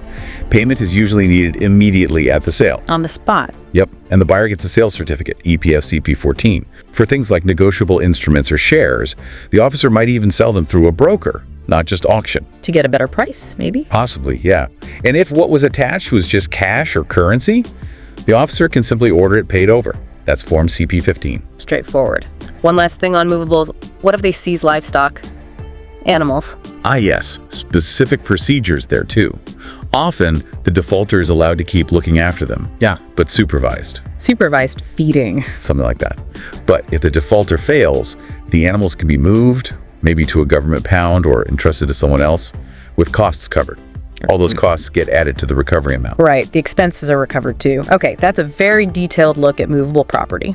Let's switch to immovable land, buildings. How does attachment work there? It also starts with a prohibitory order, Form EPFCP 16. Similar idea to shares and debts. Freezing the asset. Exactly. The order is served on the defaulter, proclaimed publicly at the property itself, and posted at the recovery officer's office. An interesting point. The attachment legally takes effect from the date the initial demand notice was served on the employer. Ah, so it backdates in a way. Effectively, yes, regarding the attachment's legal standing against later transfers. And then, like with movables, there's a sale announcement. Yes, a proclamation of sale. It uses info from CP13 again, but also involves CP17, which is about finalizing proclamation details after notifying the defaulter. And the content? Similar. Property description, amount owed, sale, date, time, place, but also, importantly, any known encumbrances, like existing mortgages, publicly announced at the property and the officer's office. Is the timing different from movables? Yes, a key difference. The sale cannot happen less than 30 days after the proclamation is made public. 30 days minimum, longer period. Right, unless the defaulter agrees to less time. It probably reflects the higher value and complexity involved with land and buildings. Makes sense. What about the option itself for immovable property? It's a public auction. The highest bid usually needs the recovery officer's approval. Sometimes there's a reserve price set. Minimum bid. Correct. The successful bidder has to pay 25% of their bid amount immediately. Right there. A quarter down. Yes. And the remaining 75% is due within 15 days of the sale date. And if they default on payment? Then the deposit can be forfeited, and the property goes back up for auction, requiring a whole new proclamation. Okay. Can the employer try to stop the sale after the auction happens, like appeal it? Yes, there's a process to apply to set aside the sale.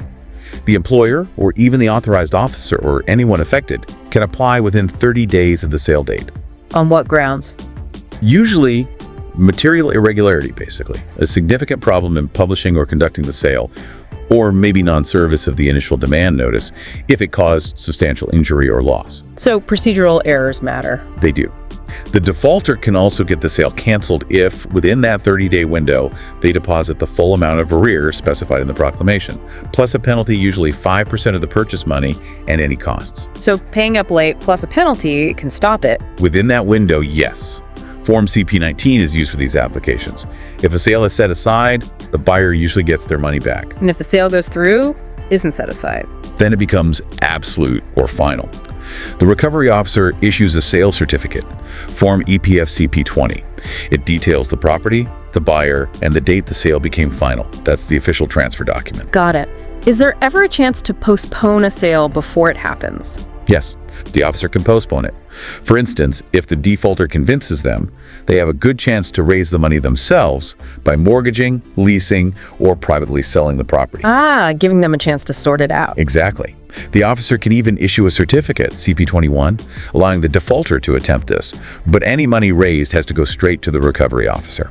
Okay, that covers property sales. What about the fourth method, appointing a receiver? When does that come into play? A receiver, appointed via Form EPF CP24, can be put in charge of managing either movable or immovable property. It could even involve managing the defaulter's business. Taking over the running of things. Potentially, yes. The recovery officer defines the receiver's powers, collecting rents, profits, managing assets, all aimed at recovering the EPF dues. It's an option when just selling assets might not be the best or most practical route. Right, maybe for ongoing income streams. Now the really serious one, arrest and detention. When is this even considered? It's definitely positioned as a measure of last resort. It's not the first thing they jump to. Needs strong justification. Absolutely. Before any arrest warrant is issued, the recovery officer must issue a notice to show cause. That's Form EPF CP25. What does that mean, show cause? It means the defaulter gets a formal chance to appear and explain why they shouldn't be committed to civil prison. It's a fundamental safeguard, their opportunity to be heard. And if their explanation isn't accepted? If the recovery officer isn't satisfied, then they can issue a warrant for arrest, Form CP26. If arrested, detention is in a civil prison, using Form CP27. How long can they be detained? There's a limit. It cannot exceed 6 months in total for the same arrears. 6 months max. Can they get out early? Yes. Release can happen if the full amount is paid, or on grounds of serious illness, or sometimes an infectious disease. And once released, say for illness, can they be arrested again if the debt isn't paid? Interestingly, yes. Rearrest is possible if the reason for release no longer applies, but only up to that total 6-month limit. Okay. Are there rules about how the arrest itself is carried out? Can they just barge into someone's home? No, there are clear limitations. They cannot enter a dwelling house after sunset or before sunrise without the occupant's consent. Right. Respecting privacy to some extent. Yes. And even during the day, they can't break open an outer door unless they've been refused entry. There's also that important rule about women occupants who observe PERDA, giving them time to withdraw before entry. Seems like important protections. And another key point. Yeah. While someone is detained, the recovery officer is responsible for providing a subsistence allowance covering basic living costs. So the state pays for their upkeep while detained for this civil matter? That's how the rules frame it, yes. The whole process, from start to finish, feels incredibly structured.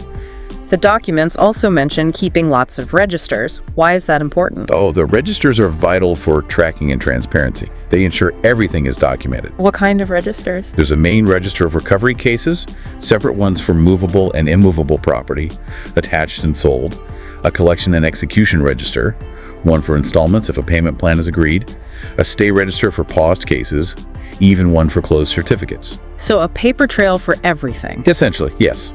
It ensures accountability and helps manage the whole complex process across many cases. And the manual mentions circulars too. What are those about? Right. The annexures list various circulars issued over time.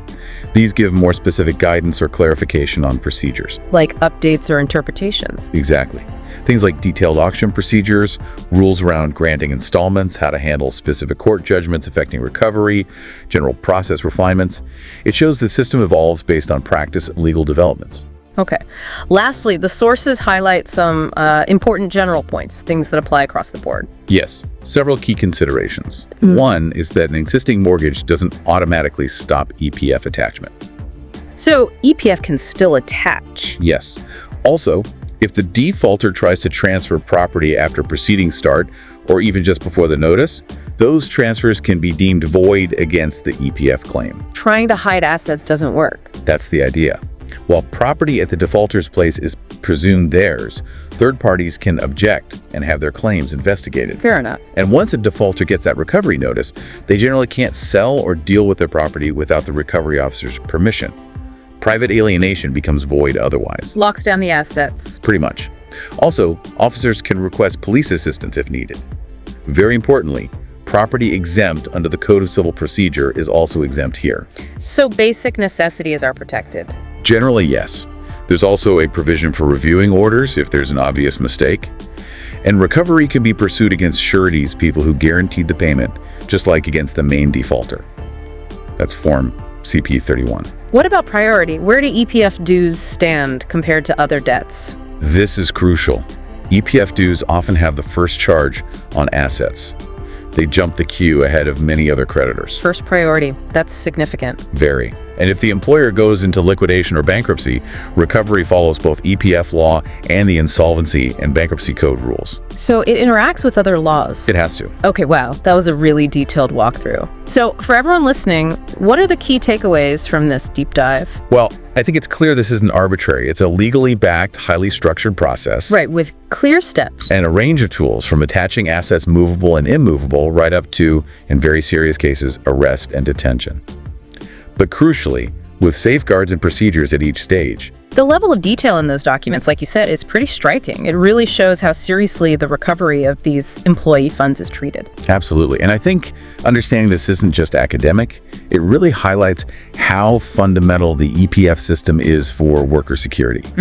And on the flip side, it underscores the very real legal and financial consequences for employers who don't meet their obligations.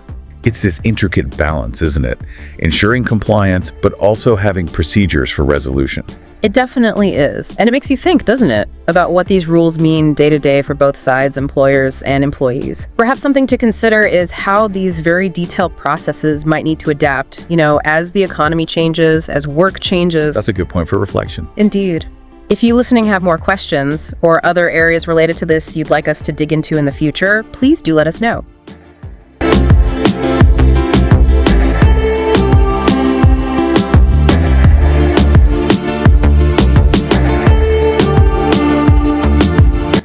You're looking to understand something complex, get the essential information without getting lost in the weeds, right? That's what we're all about.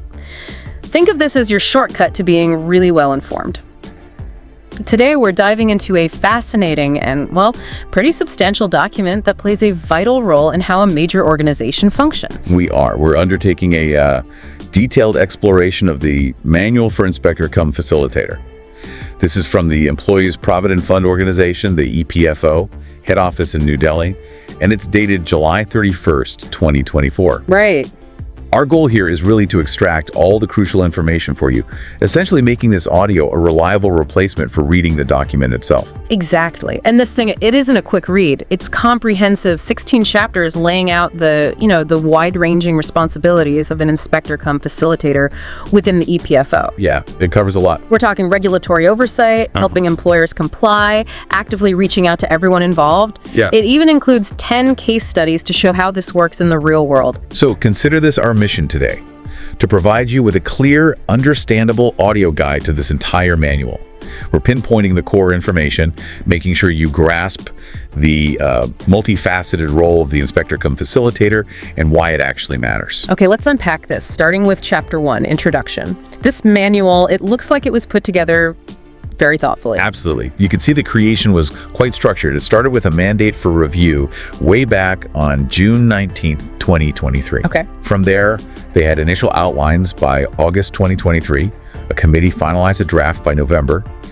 Then it was circulated pretty widely for feedback. So, lots of input. Exactly. Workshops involving officers from different regions, peer reviews by enforcement officer teams, and finally incorporating suggestions from the field to get it finalized in May 2024. It was a multi-stage process, aiming for a practical guide. That's quite a journey. Now, what's the legal foundation that allows these inspector appointments? Where does the power come from? The manual points directly to Section 13 of the Employees Provident Fund and Miscellaneous Provisions Act, 1952. This is basically the legal bedrock. Right. It empowers the government to appoint inspectors and define their specific areas, their jurisdiction. And importantly, it grants them significant powers to conduct inquiries and, make sure everyone is following the act and its schemes. That legal authority is critical. So, who exactly are these inspectors? Is it one specific job title or? It actually encompasses several roles within the EPFO. Back in 2009, the government of India issued a notification, it's SO number 1913, that designated various positions as inspectors. Okay. This includes the top brass like the Central Provident Fund Commissioner, CPFC, additional Central Commissioners, ACCs, Regional Provident Fund Commissioners, RPFCs, Assistant Provident Fund Commissioners, APFCs, and very importantly, the Enforcement Officers, or EOs. Ah, the EOs. Yes. And state governments have issued similar notifications too for establishments under their authority. And it sounds like while the commissioners, the higher-ups, have these powers, the enforcement officers are the ones most actively involved on the ground. Precisely. While, higher-ranking officials might occasionally use these Section 13 powers, the enforcement officers acting as inspectors have a much more regular, varied, and the manual calls it pivotal role. Pivotal. Yeah, in making sure compliance happens and oversight is maintained. They're described as the linchpin. Their work is often demanding, lots of different responsibilities, sometimes across pretty large geographical areas. Right, so they're the regulatory multi-tool, really. Now, given all the existing rules and procedures out there, what's the specific purpose of this new manual? What gap is it filling? That's a key question. The manual clearly states it focuses on the roles and duties of the enforcement officer as inspector cum facilitator that are not already detailed elsewhere. So it avoids repeating information from existing SOPs and manuals on things like recovery processes, specific inspection procedures, and so on. The aim is to provide a targeted guide for those aspects of their role that haven't been, thoroughly covered before. That makes sense, a specialized guide focusing on the nuances. Let's move on to Chapter 2. Roles, responsibilities, and duties.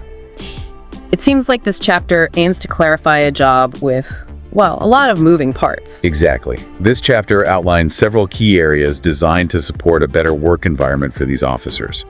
This includes developing clear job descriptions, providing thorough training, establishing a code of conduct, and ensuring regular reviews to keep pace with changing needs. And the manual reinforces the legal authority they have to do their jobs effectively, right? Absolutely. It emphasizes Section 13 again, giving inspectors the power to perform duties without fear or favor, without undue influence. And it reminds everyone there are penalties for obstructing them. Okay, so what are the main hats an enforcement officer wears? What roles are they expected to fulfill? The manual breaks it down into 4 primary roles: facilitator, inspector, district nodal officer, or DNO, and departmental representative, DR/assistant public prosecutor, APP. Let's focus on that district nodal officer role for a second. What does a DNO actually handle? The DNO has a critical coordination role within a specific district. They oversee things like protocols for industrial accidents, ensuring the Niti Apki Nikat 2.0 program runs smoothly. We'll get to that. Right.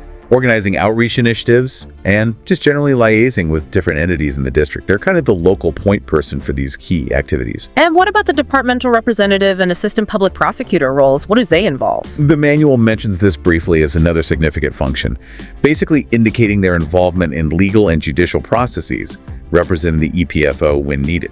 It sounds like they need to have a really broad understanding of a lot of different things, almost encyclopedic. That's definitely true. The manual highlights the expectation for EOs to have a strong working knowledge of a whole range of information sources. Like what? Well, various EPFO databases, official publications, all the relevant laws, the different schemes under the Act, circulars, even important court judgments. They need to be pretty well versed.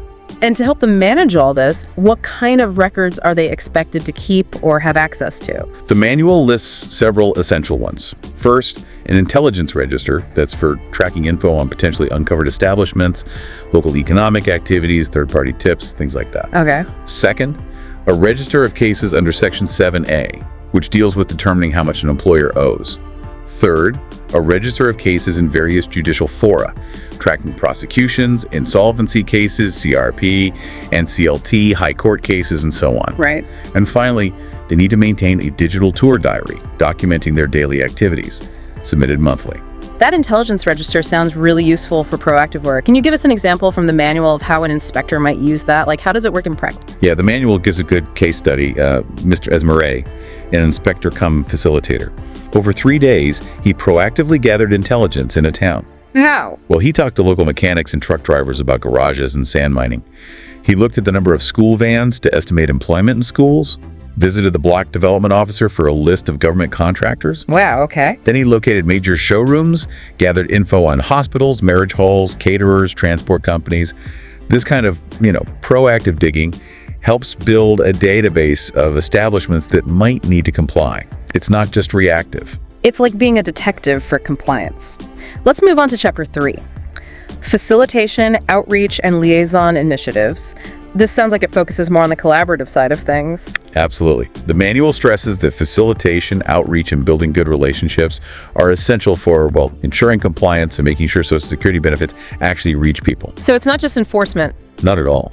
It's also about educating and supporting employers and employees so they understand their rights and responsibilities under the EPF and MP Act. And the inspector, particularly as the district nodal officer, takes a lead in these outreach efforts. Yes, as the DNO, they're responsible for organizing and conducting outreach, especially targeting employees and employers who might be less aware. This means they need a good handle on the local business landscape. Right. The manual emphasizes that effective outreach builds trust, clears up confusion, explains the security and benefits of the fund, and includes Q&A sessions in simple language, avoiding jargon. Making it accessible, how should these outreach programs be planned? Careful advanced planning is key. Yeah. Using local languages, following up on invitations from business associations, leveraging events hosted by EPFO offices. Inspectors should also review those periodic desk review reports we mentioned. The PDRs, right. Yes, to understand the specific context, and they need to be up to date on all EPFO developments. And it sounds like there's a structured, ongoing approach, not just one-off events. Definitely. The manual mandates a customized annual thematic calendar for each district, due by December 15th each year, with monthly themes. Monthly themes. Yeah. It should use EPFO data and other sources. They recommend various publicity methods, local social media, site visits, leaflets, short films, even quizzes. And importantly, a detailed report is required within 5 days after each event. It's a deliberate strategy for consistent engagement. That thematic calendar sounds really organized. The manual gives a case study here too, doesn't it, Mr. B? Yes, Mr. B noticed poor participation in traditional meetings. So he got creative and organized Nukad Natak street plays in residential areas where workers lived. Street plays, interesting. Very. They focused on explaining EPF benefits, digital services, death claims, pensions, even did live demos of the UMang mobile app. It significantly raised EPFO's profile and sparked employer interest. A great example of innovative outreach. That's fantastic. The manual also discusses vulnerable workers. Who exactly are they referring to? They define vulnerable groups as those in the unorganized sector. People in micro, small, and medium enterprises, MSMEs, migrant workers facing unique challenges, and families of deceased members needing extra support. Okay. These groups often share things like less job security, lower awareness of rights, and information gaps. And what specific role does the inspector play in supporting these individuals? Empathy and understanding are stressed, especially recognizing their reliance on contractors. As DNOs, inspectors should proactively identify these groups and make focused efforts to extend Social Security to them. Right. The manual also introduces Vulnerable Workers Liaison, or VWL. Regional offices are encouraged to set up protocols for frequent small group meetings. What's the goal of those? To build trust, provide a space for workers to voice problems, even non-EPFO ones, and ensure grievances get forwarded to the right departments. It's about actively listening and bridging gaps. That sounds incredibly important. There's a case study for this too. Mrs. C. Yes. Mrs. C visited a highway construction site. While the head office reported compliance, her direct talks with local unskilled laborers revealed they weren't enrolled, mainly due to lack of awareness. So she personally educated them about benefits, digital access, and successfully convinced them to enroll. It really shows how crucial that on-the-ground engagement is, even when things look okay on paper. These case studies really bring it to life. Let's move on to Chapter 4. Nidhi Apte Nikat 2.0, Joint Declaration and Other Related Works. Nidhi Apte Nikat 2.0 sounds like a key initiative for direct engagement. It is. It's described as more than just grievance redressal. It's an information exchange platform for employers and employees, involving district authorities too. They set up help desks for online services and aim for on-the-spot resolution where possible. And the district nodal officer, the DNO, plays a central role here as well. Absolutely. The EO, or AO, designated as DNO for industrial accidents, is also the DNO for Nidhi Apte Nikat 2.0, or NAN 2.0. They ensure the programs run smoothly in their district, ideally just one district for focus. They need key info readily available, establishment details, employee counts, compliance status, pending grievances, things like that. How does NAN 2.0 actually work during these events? It runs on 2 tracks simultaneously. You have service delivery, where supervisors handle grievances at kiosks. Right. And at the same time, the DNO conducts outreach activities to raise awareness. The DNO is even expected to arrive a day early to coordinate with district authorities. The chapter also mentions joint declarations. What's their purpose? Joint declarations under Para 34 with Para 33 of the scheme are basically a way for employers to get essential membership info for new employees, especially if the employee can't provide an existing PF number. It helps update or add missing details to link them correctly. Got it. And finally in this chapter, industrial accidents. This must be a particularly critical area for the DNO. It is indeed very sensitive. The manual details the DNO's significant role when an industrial accident leads to an employee's death. How does that work? It distinguishes between the incident district, where it happened, the coverage district, where the company is registered, and the resident district, where the employee lived. Okay, different locations. Right. The DNO in the incident district collects all the info. If the coverage district is different, its DNO shares relevant details. Critically, compliance actions for the deceased employee must not be delayed. Makes sense. Then the DNO of the resident district coordinates with the others and local admin to ensure benefits reach the family quickly, helping with claims and ensuring fast payment. It's a coordinated effort in a terrible situation. A comprehensive approach for support. Let's move on to Chapter 5, Inspection and Audit of Establishments. This seems like the real core of the EPFO's oversight function. It is indeed. The manual underscores inspection as vital for ensuring compliance with the Act and protecting workers' Social Security rights. It lays out key principles: fairness to employers, making compliance easy, but most importantly, effective worker protection. Before an inspector even visits, what kind of prep does the manual suggest? Any homework? Definitely. It emphasizes conducting a periodic desk review, or PDR, using EPFO's own MIS data.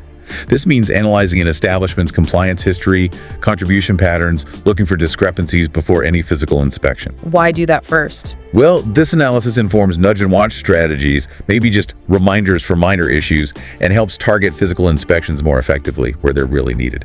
And once an inspection is assigned, say through the online portal, are there specific time frames? Yes, the manual is clear. Inspections assigned via the Shram Savita portal, the SSP, must be completed within 5 working days of assignment. 5 days, okay. In the report. That has to be uploaded to the SSP within 48 hours after the inspection finishes. So there's pressure for efficiency. What kind of records should an inspector be familiar with? What would they typically look at? The manual lists common ones under the 2017 labor law rules, register of wages, attendance register appointments, contractor register, but for places supplying manpower. Ah, like temp agencies. Exactly. The manual says closer scrutiny is needed there, looking at things like Income Tax Form 27AS, because employees might be spread across locations. Inspectors should also know about records held by other agencies, factories inspectors, e-sick, etc., for corroboration on employee numbers. It sounds like understanding the intent behind the law is just as important as checking the paperwork. Absolutely. The manual stresses understanding the underlying purpose, the essence of the law, not just strict wording. This is vital when figuring out if the Act applies and who counts as an employee. So what are the key conditions for an establishment to be covered? Several things. The business type must be in the Act schedule. It shouldn't be specifically exempted by the government. And it must employ 20 or more people. 20. Except for cinema workers, where it's only 5 or more. Yeah. The key point the manual makes is always check the relevant schedules and notifications first before just counting heads to ensure a solid legal basis. And the definition of who counts as an employee is that straightforward. Not always. The manual points out the definition is intentionally broad, aiming to spread Social Security widely. It specifically includes people employed directly and those engaged through a contractor. Ah, the contractor issue. Yes, if their work is part of the establishment's regular operations, it prevents employers from dodging coverage by saying workers belong to a third party. The manual also mentions the master-servant relationship. What's the relevance of that? That concept looks at the degree of control an employer has. It's key in figuring out if someone is truly an employee, especially when employers might try to classify them as independent contractors. How do they determine that? Characteristics like employer control over how work is done, who owns tools materials, provides the workplace, can reject work. The manual references court judgments, too. It helps differentiate a workman from an independent contractor. What are the main responsibilities of the principal employer under the Act? The main company, essentially. They have significant duties. They're responsible for paying PF contributions for both direct staff and contract workers, plus the admin charges. The manual points to specific paras in the scheme and sections in the Act detailing these obligations. The concept of an apprentice also comes up. How are they treated for PF? There's a distinction. Apprentices under certified standing orders are initially excluded if it's training for a regular job, but must join the fund once the apprenticeship ends. Okay. Then there are those under the Apprentices Act, 1961. The manual warns against misusing the apprentice or trainee label to avoid PF for regular employees. Scrutiny is needed to ensure it's genuine training, not just indefinite work under that title. And when calculating PF contributions, how are different allowances treated? Is everything included? Not necessarily. The manual says the name of the allowance doesn't matter. It's the real character. Is it linked to extra skill? Does it merge with basic wage? What was the employer's intent? Was it structured to avoid PF? Is it to facilitate duties? These factors decide if it's part of basic wages for PF. Right, look beyond the label. The manual says once the government notifies an establishment, the Act applies automatically. So how does an inspector then identify all the employees? That's fundamental. First, review establishment records. Attendance, wages, appointments, contractor registers, international worker returns, financial records. Okay, the paper trail. But second, physical identification is crucial. Interviewing workers on site, comparing them with records, you need both documentary and on-the-ground verification. Are there common signs that an employer might be trying to hide employees? What the manual calls latent evasion. Yes, several indicators. Significant business growth without a matching rise in EPF members. Using connected businesses structured as separate small units to stay below the threshold. That's the composite establishment idea. We'll get to that. Right. And misclassifying regular employees as piece rate, contract, etc. to avoid PF. There's a case study, Mr. D, investigating vehicle repair shops under one management, each below 10 staff. Analyzing linkages and expenses revealed it was one large business structured as a legal fiction to evade coverage. When an inspector conducts a physical inspection, what's the standard procedure? It's detailed. Proper introduction, entry, involving a management rep, explaining the purpose, inspecting the premises, interacting with employees, collecting records, physical and electronic. How do they handle collecting records? Physical records collected should be signed and stamped. For electronic records, official email is preferred. If using an external drive, show it's clean, verify contents after copying, get a declaration from the establishment, maybe even seal USB ports after. It's about evidence integrity. Are there times they might visit without doing a full inspection? Yes, with permission. If invited by employees for clarifications or seminars, or for complaints with documented reasons and evidence. In such cases, keeping the labor union informed is good practice. What happens after the inspection is done? Key steps within 5 working days. Immediately upload a spot inspection report to the unified portal. Issue a detailed spot memo to the establishment and the office. The inspector is responsible for timely completion and upload. The circle officer also monitors, follows up on non-compliance, and initiates action if records aren't produced. The manual also briefly mentions exempted establishments. How are they different? Exempted establishments manage their own PF via trusts under Section 17 instead of contributing centrally, but they're still supervised by EPFO. So what's the inspector's role there? Dual role. Monitor. Compliance according to the exemption manual and SOPs, and investigate any complaints of violations against them. Finally, in this chapter, the inspector as a witness and precautions. Right. In inquiries like Section 7A, determining dues, the EO might be a witness, presenting facts, giving statements. The manual also advises vigilance with records, verifying complaints thoroughly, seeking backup if needed, and considering independent witnesses in sensitive situations. That gives a really thorough picture of inspection and audit. Let's move to Chapter 6. Judicial proceedings and prosecutions. This is when things get more serious. Exactly. Prosecution is initiated against establishments that consistently fail to comply or keep violating the Act, even after inquiries and chances to fix things. What's the first step to prosecute? Seeking formal sanction from the competent authority, usually the Regional Provident Fund Commissioner, RPFC. You need supporting docs, inspection report, evidence, witness list, and the sanction order must be a speaking order, explaining the reasons. Once sanction is granted, what next? File a formal complaint in court within 7 working days. Include the sanction order and inspection report. And crucially, maintain thorough records of hearings, adjournments, lawyer consultations. It's not just filing and waiting, is it? Not at all. Inspectors must actively monitor case progress, update the office after hearings, and work towards early resolution. The manual also stresses highlighting how the employer's actions negatively impacted employees, especially emphasizing criminal breach of trust if deducted employee contributions weren't paid. What happens after the court's final order? Immediately report it to the office, get an official copy quickly, and take prompt steps for appeals if needed to avoid missing deadlines. The manual mentions Section 242 of the BNSS 2023, allowing joinder of 3 similar offenses in 12 months for one trial, and it reiterates, file within 7 days of sanction, no delays. Any guidelines for court interactions? Yes. Monitor cases meticulously using registers, request no unnecessary adjournments, act fast to collect fines awarded as compensation, seek enhanced punishment under Section 14C2 if court orders are defied, report any difficulties or delays promptly. And specific provisions for criminal breach of trust and habitual offenders. Correct. Failure to remit the employee's deducted share on time is criminal breach of trust under Section 316 of the BNS 2023. That requires an immediate police complaint. For habitual offenders, file cases with the executive magistrate under Section 129 of the BNSS 2023 to secure good behavior orders. Got it. Legal enforcement covered. Let's move to Chapter 7.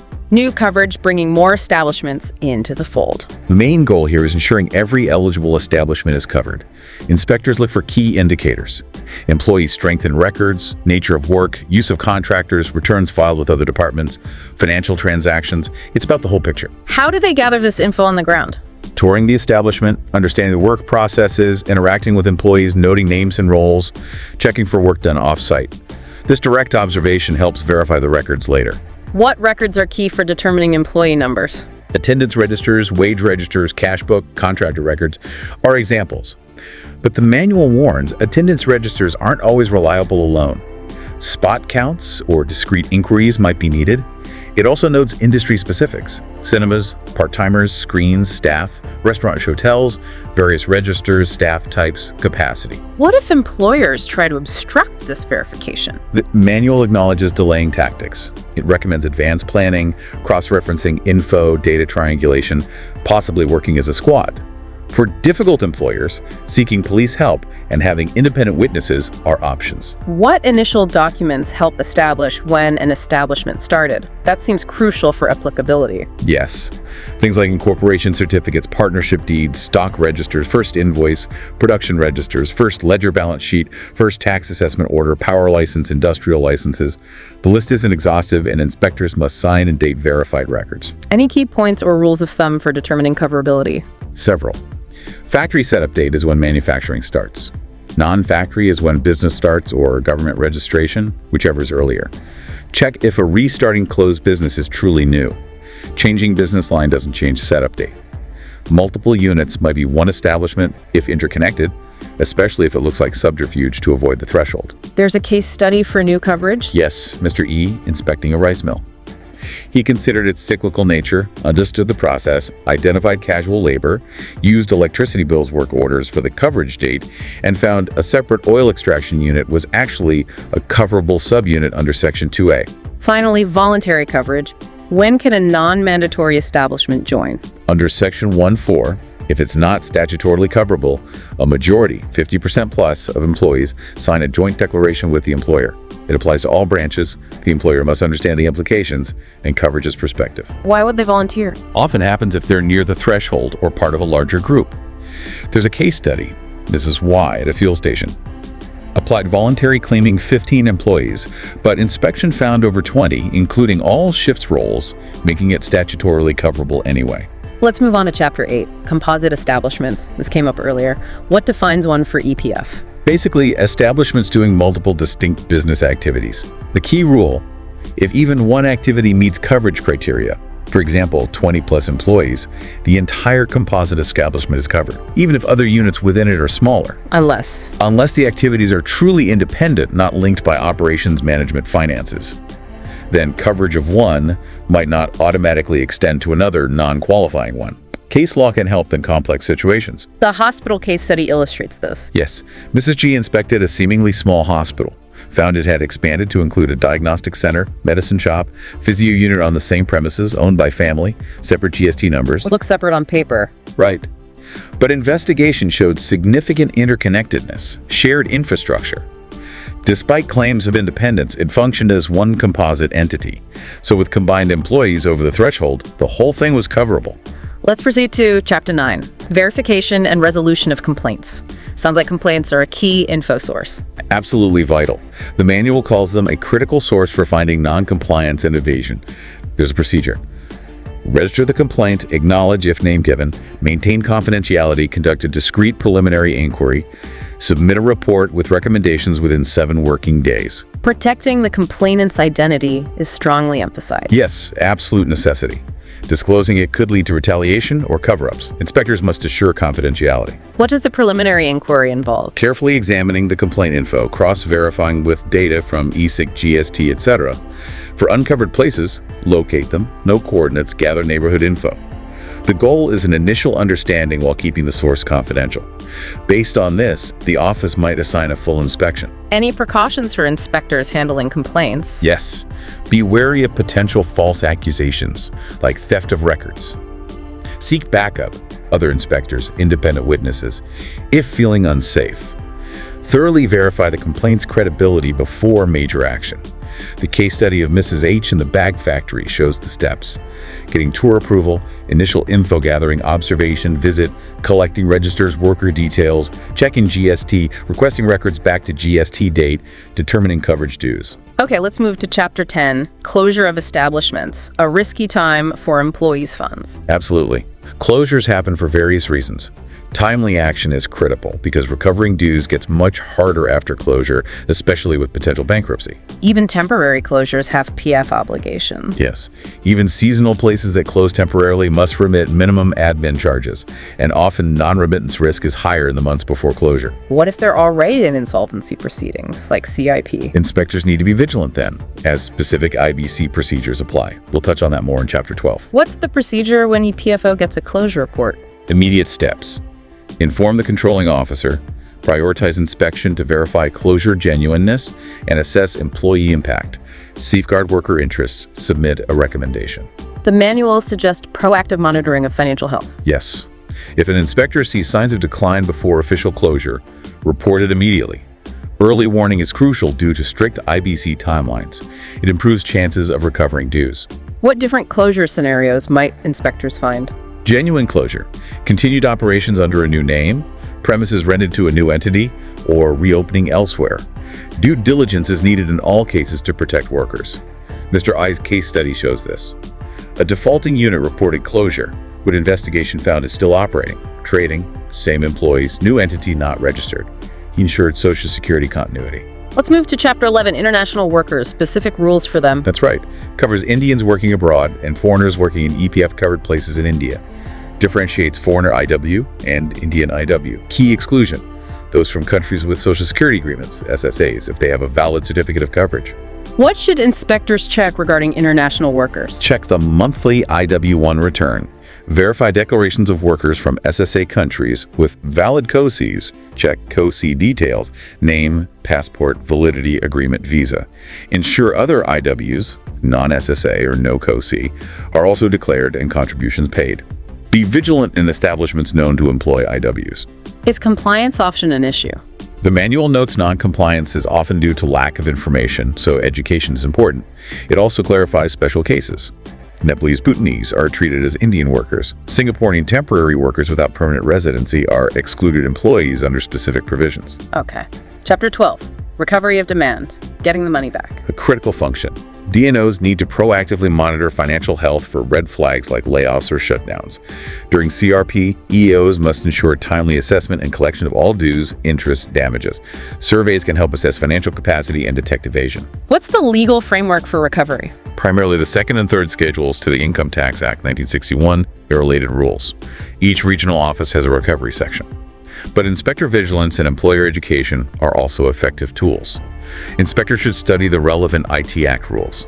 And there's a detailed SOP from Novrotum 23 specifically for handling IBC matters. Chapter 13 covers surveys, special drives, and miscellaneous works. Surveys sound proactive. Exactly. Aim is to find coverable but uncovered establishments and potential defaulters. Differentiates digital surveys, should be done first using MoCA, GSDN, ESIC data, etc., and physical surveys need permission. Guidelines for surveys. Non-invasive, no panic, use office public data. Data collection analysis is key. Process involves understanding industry, estimating employees, including in tour program, meeting associations, surveying peak times, submitting report. Mrs. J's case study shows proactive surveying in an urban area, finding hidden potential. And special drives. Focused, time-bound campaigns for specific goals, for example, coverage, compliance, define timelines, review mechanisms, zonal coordination, wide publicity needed. Chapter 14, tour programs and tour diaries. Basic organizational tools. Fundamental, all field work based on approved tour program, TP. Allocates days for field office work, includes fortnightly outreach workshop. Inspection scheduling considers SSP assignments done with CO. Key points for preparing a TP. Check SSP mail daily, prioritize assignments, inform CO of urgent cases, start week per TP, divide region geographically, consider transport, avoid halts near holidays, stick to TP, use formats, Appendix TPFI. Tour diary, Appendix TPF2I records full details, places visited, duration, establishments visited, inspected. Chapter 16 provides extracts of relevant sections of important acts. Legal context. Yes, excerpts from key Indian laws relevant to their role. Bharatiya Saksha Adhinyam 2023, Evidence, Bharatiya Nyaya Sanhita 2023, Penal Code, Bharatiya Nagarik Suraksha Sanhita 2023, Criminal Procedure. Kind of section. Covers relevancy of facts, admissions, public records, experts, evidence types, electronic records, presumptions, witness examination, leading questions, documents, offenses, false evidence, fabricating, misappropriation, criminal breach of trust, arrest, search, seizure, court jurisdiction, charges, limitation periods, procedure. Provides a legal framework. And finally, there's an appendix. What's in there? Useful stuff. Lists of abbreviations, references to other document circulars, and specimen formats for reports and registers like DBRs, ICF3, and the Tour Program e-diary formats, TPFI9. Practical tools. Well, that's an incredibly thorough deep dive into the manual for inspector cum facilitator. It's really astonishing just how multifaceted this role is. It truly is. As we've explored, the manual outlines a role that goes, far beyond simple inspection, includes facilitation, outreach, intelligence gathering, legal coordination. That's a lot. The inspector cum facilitator is central to making the EPF Act work and protecting workers' rights. I was particularly struck by the emphasis on proactive intelligence gathering, like you said, almost detective work. And the detailed procedures for handling really sensitive situations like industrial accidents or vulnerable workers show a real commitment. What becomes clear is the sheer breadth of knowledge and the diverse skill set needed. Part investigator, part educator, part liaison, plus legal understanding. It's demanding, but crucial, often unseen work. Hopefully, this detailed audio guide, this replacement for the text, has provided that comprehensive understanding we aim for. Definitely. It really highlights the intricate systems and the dedicated people working to ensure social security across the country. Makes you appreciate the scale and the importance of these procedures for safeguarding rights. It certainly does, and it prompts us to consider, the ongoing challenges in actually implementing such a framework effectively across such a vast and varied landscape. Perhaps something to mull over.